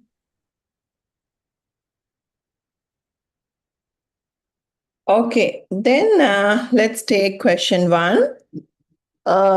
What is a class in object-oriented programming? So who would like to give the answer for the first question? What is a class? Madam, Yes, give me the answer.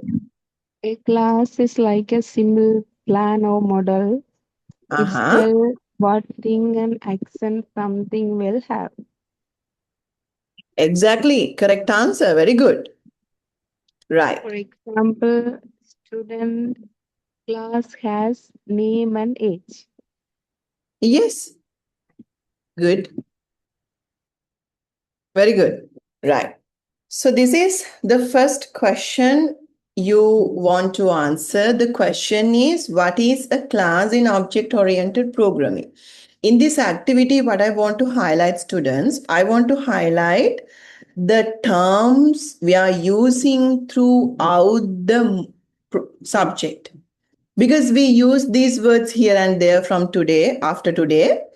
That is why I wanted to give you an activity like this. First question. What is a class in object-oriented programming? I told you object-oriented programming is a concept, is a type of programming. We have several types. We have structured programming, unstructured programming, functional programming, procedural programming. So like that, we have different types of programmings are there. So this is one specific type, but this is the most frequently used and most popular one. If you can understand the fundamentals of object-oriented programming, then you can understand all others. That is why always we start learning programming with object-oriented programming. So here what I want to specify, what is a class? In object-oriented programming, we have classes. So now at your school, you have classes. So if I take grade 10 class, so we have students who born in same year because their height, their year, their age, all are similar. They're like same level of students. We put them into one class and we name this with the class name A, 10A, 10B, like that. So class is a specific set of group which has similar characteristics, similar attitudes. We take all these things together and we label as a class. මේ class එකක් කියන්නේ එක වගේ අය එක තැනකට දාලා හදන පොඩි group එකක්. අපි අපේ subject එකේ ඉස්සරහට මේක ගැන ගොඩක් කතා කරනවා. මේක පාවිච්චි කරනවා code ලියනකොට.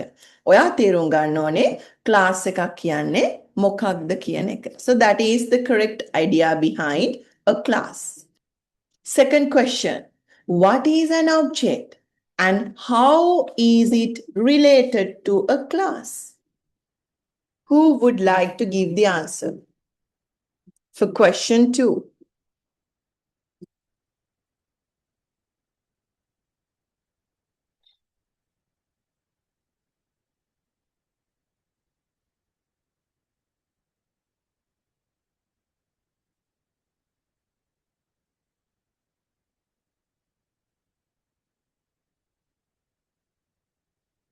Okay, then I'll explain that. I'll give you the next question. So object is one. Yes, Apinosha. Yeah, an object is a real example of a class. For example, class into student, object into yon. Yon is a student name. Yeah. Yes, that's correct. I'll explain that in a different way and in an easy way. Your answer is correct. Thank you for your answer. So when we take the class, I told you, we put similar things together and we label it as a class. Then if we take one instance from that class, we consider it as an object. So let's say I have 10 erasers. All these are same, color, shape, everything. I put all these erasers into one group and I name it as eraser. So if I take one eraser out, it is an object, one instance from a class. As Apinosha mentioned, one student from a class. If you use a name, yes, it always asks that student to come. So that student is an object. Object is one instance of a class. So with these objects, we create classes. So we take objects, similar objects, we put together and we create a class. Good. Question number 3. Can you explain what inheritance means in object-oriented programming? Now, I'll give chance to Hafia. There are no right answers, correct answers, because you all are students.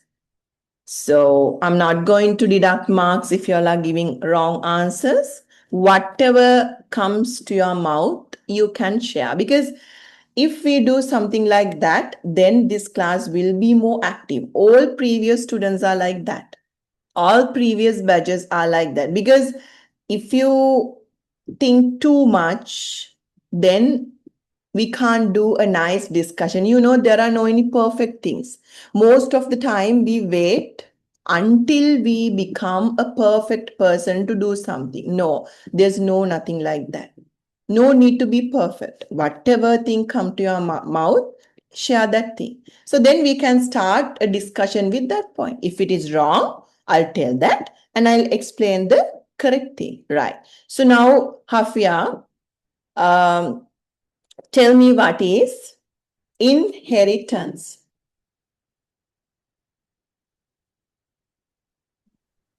It create a parent-child relationship like. Exactly. So that is what I wanted to get from you. So it's like parent-child relationships.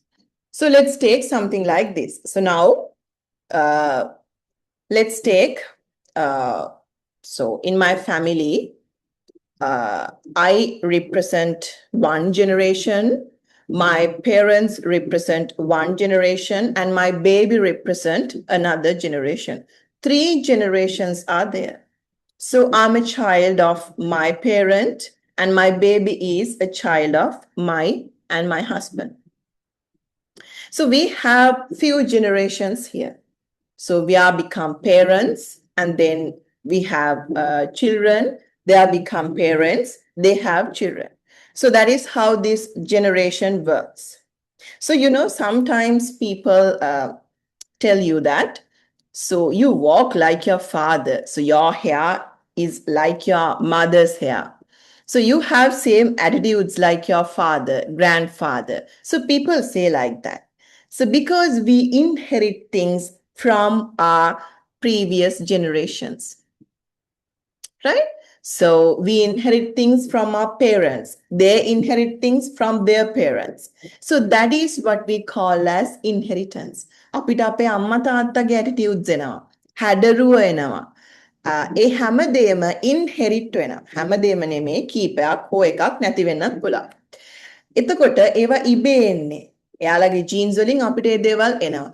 උන් ඔය concept එක තමයි අපි මේ object oriented programming වල පාවිච්චි කරන්නේ inheritance කියලා. මේ object oriented programming එකේ තියෙනවා classes, subclasses, ඔය වගේ පොඩි story එකක්. දැන් example එකක් විදිහට ගත්තොත් අපි ගමු teacher. Teachers කියලා තියෙනවා class එකක්.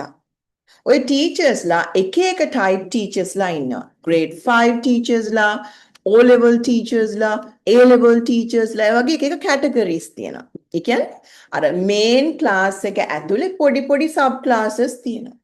ඔක්කොම ටීචර්ස් ලානේ ඒ හැමෝටම තියෙන එකම qualifications. පොඩි වෙනස්කම් ඇති. හැබැයි එයාලා ඔක්කොම ටීචර් කෙනෙක් වෙන්න ඕන qualifications එයාලට තියෙනවා. ඒ වගේ මේ classes වල main classes, sub classes, parent classes, child classes කියලා ඔහොම දෙයක් තියෙනවා. අපි ඔන්න ඔය incident එක තමයි inheritance කියලා explain කරන්නේ. Throughout the module we are discussing that part.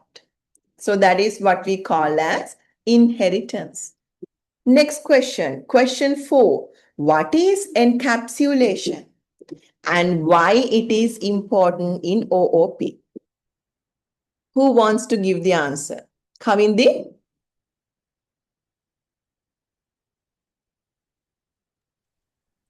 Madam, encapsulation means hiding the data of a class and allowing access only through methods. Exactly. Very good answer. Yes. So I just ask you to search it from internet. That's what you should do. Nothing more than that. So encapsulation. So I'm going to explain that. So now forget about this programming language and all. Just remember the day you're taking medicines for a disease. So you receive sometimes those capsules. So capsule is something like this. Inside the capsule, we have medicine. So we know what's inside there. So same concept we use in this programming language as well. So we have a cover. Inside the cover, we have medicine. So here also we put all important things together and we put a cover. We can see only the cover, right? To represent grade 10 class, the class leader will come. So we have only class leader, but that student represent all 30 students. So we have only one, that student represent all these students. So that is what we call as encapsulation. We hiding information inside a cover. Right. Next question. What is the difference between a method and a variable in a class? Hashan, I would like to give you chance to explain the answer.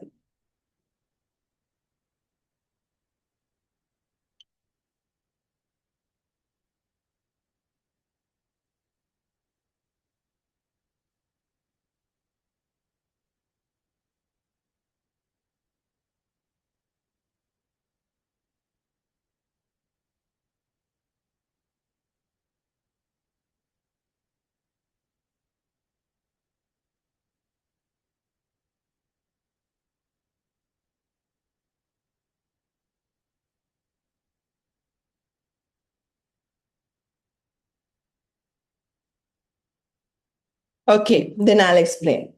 Anyone who wants to give the answer?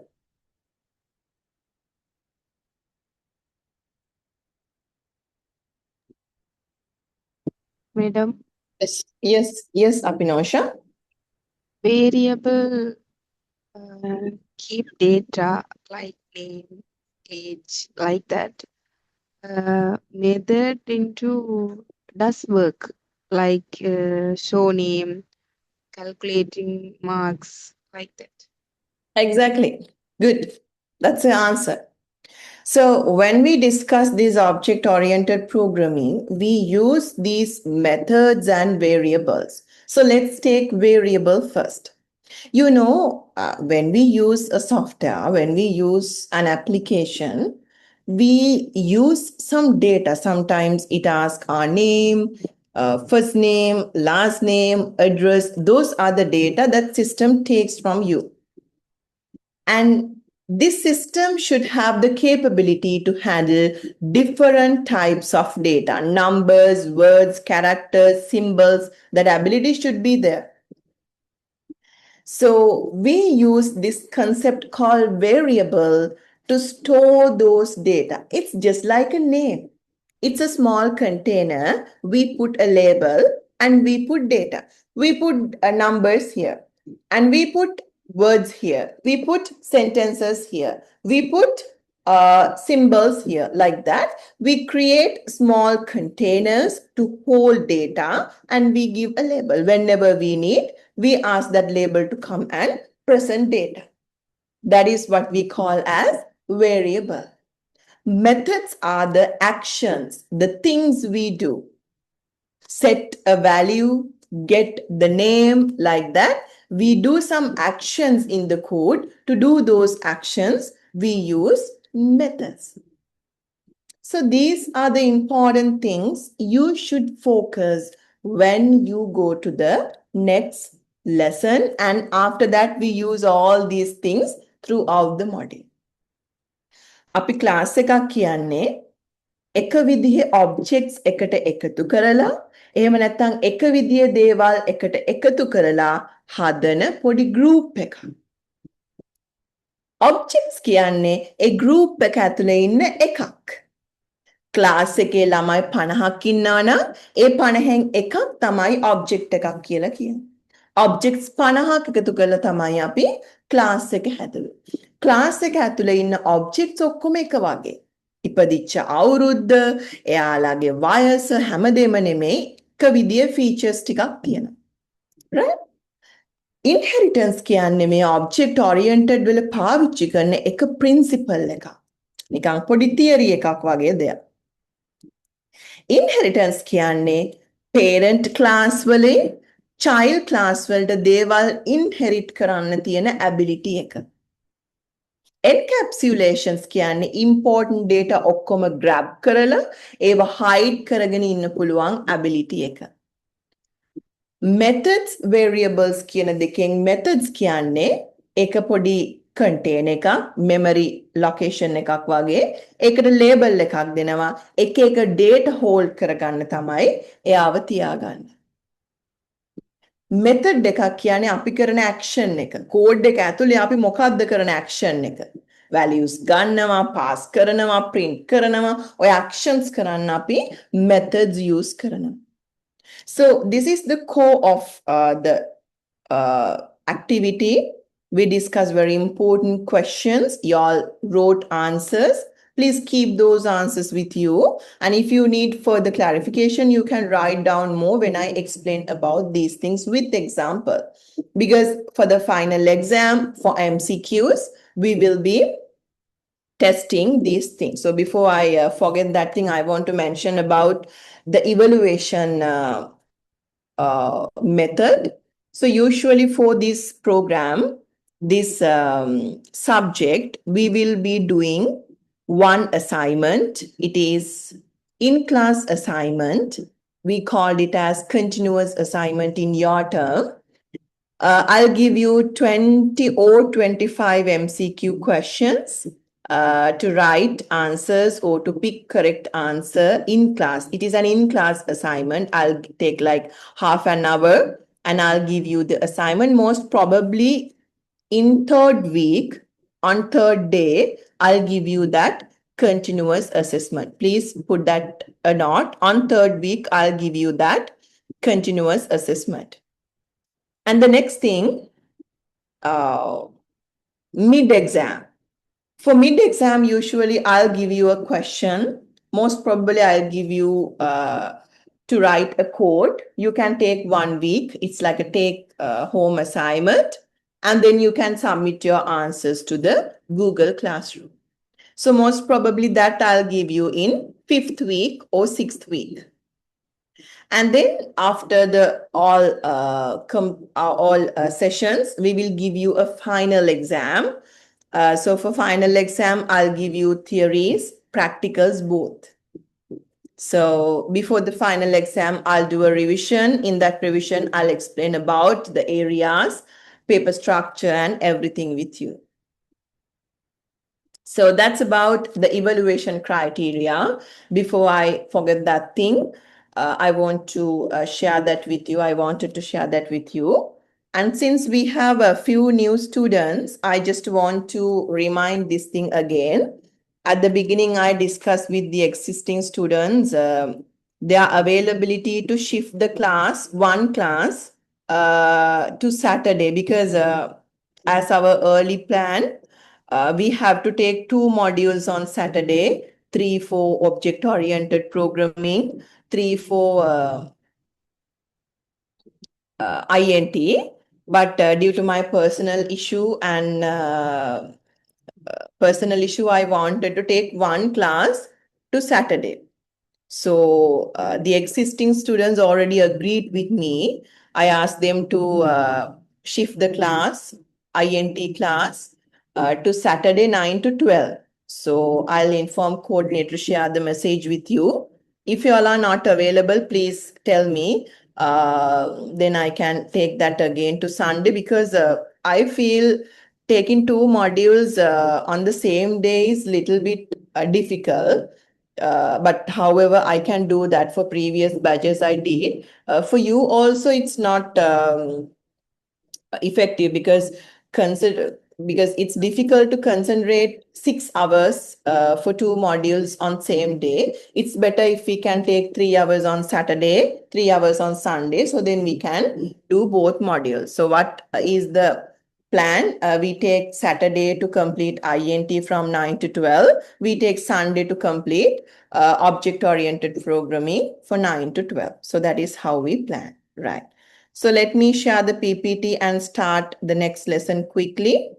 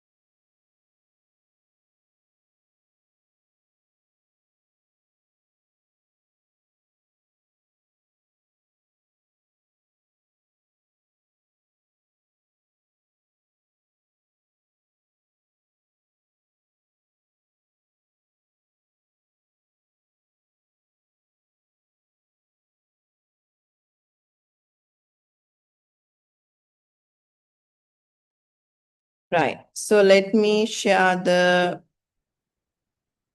PPT with you. So please download these PPTs and keep these things with you. At the same time, I'll hand over these things to your coordinator as well. Through coordinator also, you can ask these PPTs.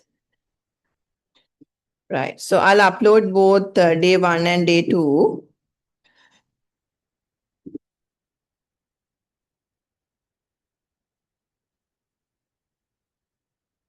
Yeah.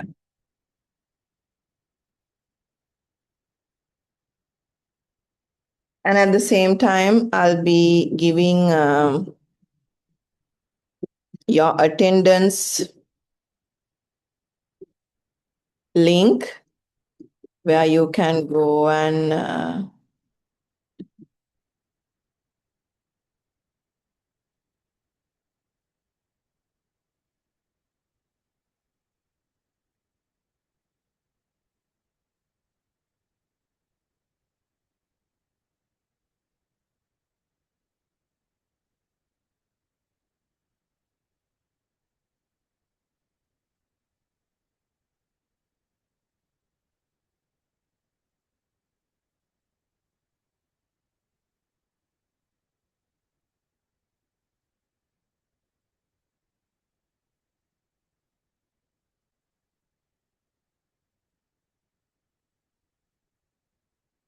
students, I put the link to mark your attendance. Please make sure y'all are marking your attendance. While that, I quickly start lesson 2. I'll take like 10 minutes and quickly finish that, because I started the session a little bit later. I was waiting until others join.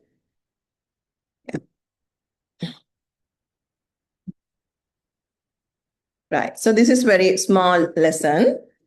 So when it comes to lesson 2, I officially start this object-oriented programming and we discuss what is this thing. So here you can see all your answers for the first activity. So we will go all these things and we will understand the basic concept. The first thing, you should understand why object-oriented programming, why we need object-oriented programming. So, as I told you, this is one type of programming we do to give solutions. As I told you, we have different types. We have structured programming, unstructured programming, we have procedural programming, and then we have functional programming. Like that, different types of programmings are there. This is only one type. But why we concern this thing? This is one of very practical and one of very useful thing for object to develop solutions. Because here we mainly focus, consider real world objects and giving solutions using programming. So nowadays we are doing that. When we give solutions, we always consider give very realistic, very practical, and the solutions which match with the outside world. We usually do that. To do those kind of things, this one is perfect. And if someone knows object-oriented programming, then that person can study all these types. This is that much important. That is why we always start the programming journey with object-oriented programming. For students, we do that. Then they know the basic fundamentals, especially when you go for interviews, they will ask these kind of things. So that is why we should focus this programming language, right? And yeah. So object-oriented programming are closely related to the entire world, the real world. We are living the real world, so we want to give solutions for real world.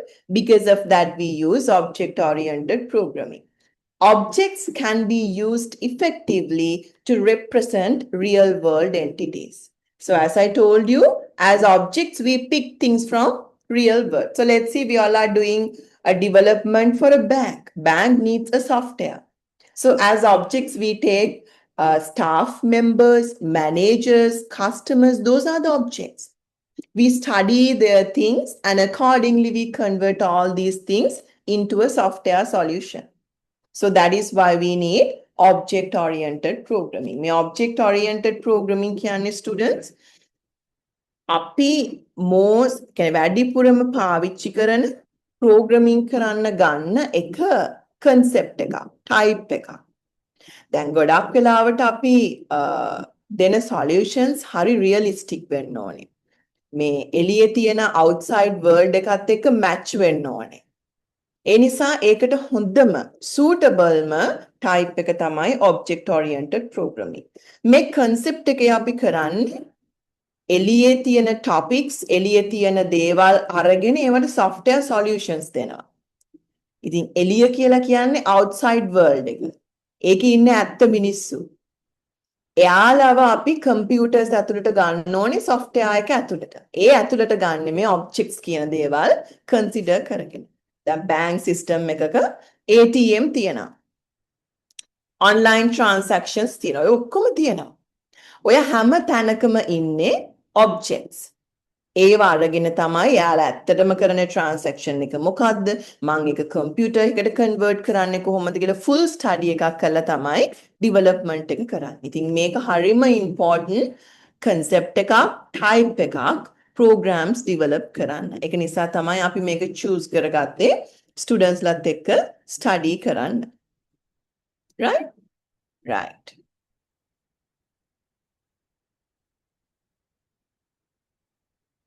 So this is the concept. So I'll explain this thing. First, you check this and try to understand what's happening here.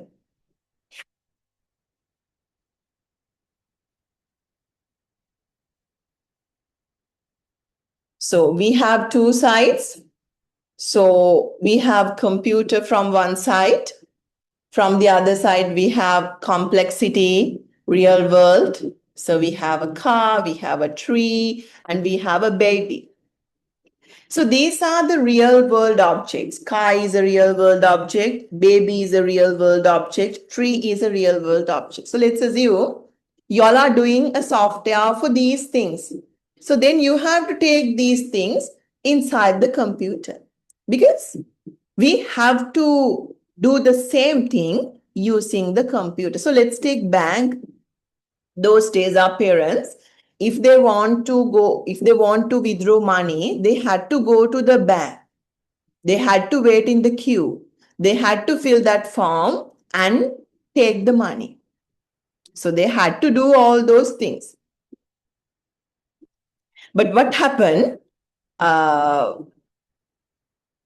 Then the industry needs to create software for that. So what they did, they studied how customers do the transaction and they fully converted it to software. They took customers to this system. So whatever the thing we do in the bank, we can do with the system. All these things inside a computer. It's like inside a computer, there's a small bank. So that's what we do in object-oriented programming. We take all these things and we give solutions using computer. So it's a small illustration. Computer can interact with the real world can interact with the computer. So these are the 4 pillars I wanted to explain. With our previous activity, we discussed 2 things and we have 2 more to discuss. This programming type made from these 4. Throughout the module, throughout the subject, we will be discussing this thing. That is how it gave the realistic of the programming type. So these are the 4 principles, main strands of this object-oriented programming. Abstraction, encapsulation, inheritance, polymorphism. We already discussed what is encapsulation and inheritance. So this is where we discuss the new 2, abstraction and polymorphism. So abstraction is the representation of abstracting the essential things. It abstracts only the essential things, not unwanted things, right? Polymorphism is the ability to behave in many forms at the same time. So now y'all are listening to my recording, y'all are listening to my live class, and y'all are checking WhatsApp messages, Facebook, someone doing some household things. So like that, y'all are doing multiple tasks at the same time. So that ability we put under polymorphism. So this term, objects can do multiple things at the same time. So these are the 4 strands. These are the 4 pillars. We go through this subject. So you have some definitions. Please make sure you all are doing more research before the next class and then come with a good knowledge. Right. So here we have objects. Some examples. We have a cat, car, baby, flower. All these are objects. There's no any restrictions. If you can collect data around it, you can consider it as an object. මොනවම හරි දෙයක් ඒ අතේ data collect කරන්න පුළුවන් නම් එයාව object එකක් විදියට ගන්න පුළුවන්. එයා පණ තියෙන දෙයක් වෙන්න ඕනේ නැහැ. building එකක්, table එකක් වුණත් ගන්න පුළුවන්. buildings 10ක් තියෙනවා ඉස්කෝලේ. ඒ 10ම data collect කරන්න පුළුවන්. හැබැයි එක වගේ data. building 10ටම නම් 10ක් තියෙනවා. ඒ 10ම floors තියෙනවා. ඒ 10ම entrance ඒ වගේ දේවල් තියෙනවා. 10ටම පොදු data collect කරන්න criterias තියෙනවා. ඒ වගේ දේවල් තමයි objects විදියට consider කරන්නේ. If we can collect data around it, we consider it as an object. Right. So here we have the 2 things we should convert when we convert real world objects into this technical thing. You have to consider 2 things. state, and behavior. You take an object and you're wondering whether I can take this thing as an object. අපි හිතනවා මට මේක object එකක් විදිහට ගන්න පුළුවන්ද? ඔයා හිතන්නේ මෙන්න මේවත් එක්ක. එයා යටතේ data collect කරන්න පුළුවන් වෙන්නත් ඕනේ. එයා මොනවා හරි action එකක් කරන්නත් ඕනේ. දැන් බබා යටතේ data collect කරන්න පුළුවන්. බබාලා 10 දෙනෙක් හිටියොත් ඒ 10 දෙනාටම නම් තියෙනවා, ඉපදිච්ච අවුරුද්ද තියෙනවා, ඒගොල්ලන්ට parents ලා ඉන්නවා. ඒ ඔක්කොම data. එයාලා කරන දේවලුත් තියෙනවා. අඬනවා, කනවා, බොනවා, සෙල්ලම් කරනවා, actions. ඔන්න ඔය දෙක තියෙනවා නම් අපිට යාව object එකක් විදියට ගන්න පුළුවන්. ඔය දෙක අපි ලස්සනට use consider කරනවා. මෙන්න මේ technical words දෙක. State කියන්නේ data. The data we collect around objects. Behavior is the thing they usually do. If an object has these two things, then we can consider it as an object. Car. So we can collect data because car has a model, car has a cylinder capacity, car has a price and color. So we can collect data. And car does something. So it can drive, it can reverse, it can turn, it can stop. These are the actions it does. So we can take car as an object. Car එකට data තියෙනවා, behaviors උත් තියෙනවා. දැන් ඔයාලට තේරෙනවා පණ තියෙන එකක්ම වෙන්න ඕනේ නැහැ. පණ නැති එකක් වුණත් එයාව අපිට මේ කැටගරි එකට දාන්න පුළුවන් මේ දෙක තියෙනවා නම්. Right. So this is what we consider as the object-oriented programming. Object-oriented programming is a type of programming where we develop computer programs. We consider the real-world objects and we give solutions using that. So for this thing, we have something called languages. To do this thing, we use a language. We called it as object-oriented programming language. That make a concept එකක් විතරයි. මෙතනදී අපි ඉගෙන ගන්නේ programming කරන විදිහ. හැබැයි මේක වෙන්නේ කොහොමද කියලා බලන්න ඔයා programming language එකක් use කරන්න ඕනේ. ඔන්න ඕවට තමයි අපි කියන්නේ programming languages. සමහර languages තියෙනවා ඒවා පාවිච්චි කරන්න පුළුවන් මේ object oriented වැඩවලට විතරයි. අපි ඒවට කියනවා object oriented programming language. ඒක short කරලා අපි OOPL කියලා කියනවා. O for object, this O for oriented, P for programming, L for language. These are the programming languages we use to develop this concept. This is the same thing. Let's see, we are going to develop a small software for cows. So then we have a cow here. This is the real cow. If you develop a system software for this cow, you have to illustrate same thing inside computer. So inside computer, you can see we have a demonstrated cow, but this cow represents the real cow. We took this cow as an object because this cow has data and some behaviors. So now we again change those two terms to attributes and operations because we are slowly coming to programming. We are slowly close to programming. So here I explained that if it has these two, we can take this as an object, state and behavior. But now we convert state to attributes, behavior to operations. So we are going to close. So we use the same thing, data under attributes, behavior under operations. Right. So this is an example for a class. If we have similar objects, we can put these objects together. We can call it as a class. Fish class, mammal class, animal class, baby class, table class, chair class, TV class, like that. Similar objects together and class. Inside one class, there can be subclasses. So if I take this animal class, we have fish. Under fish also, we have some types. Fish class.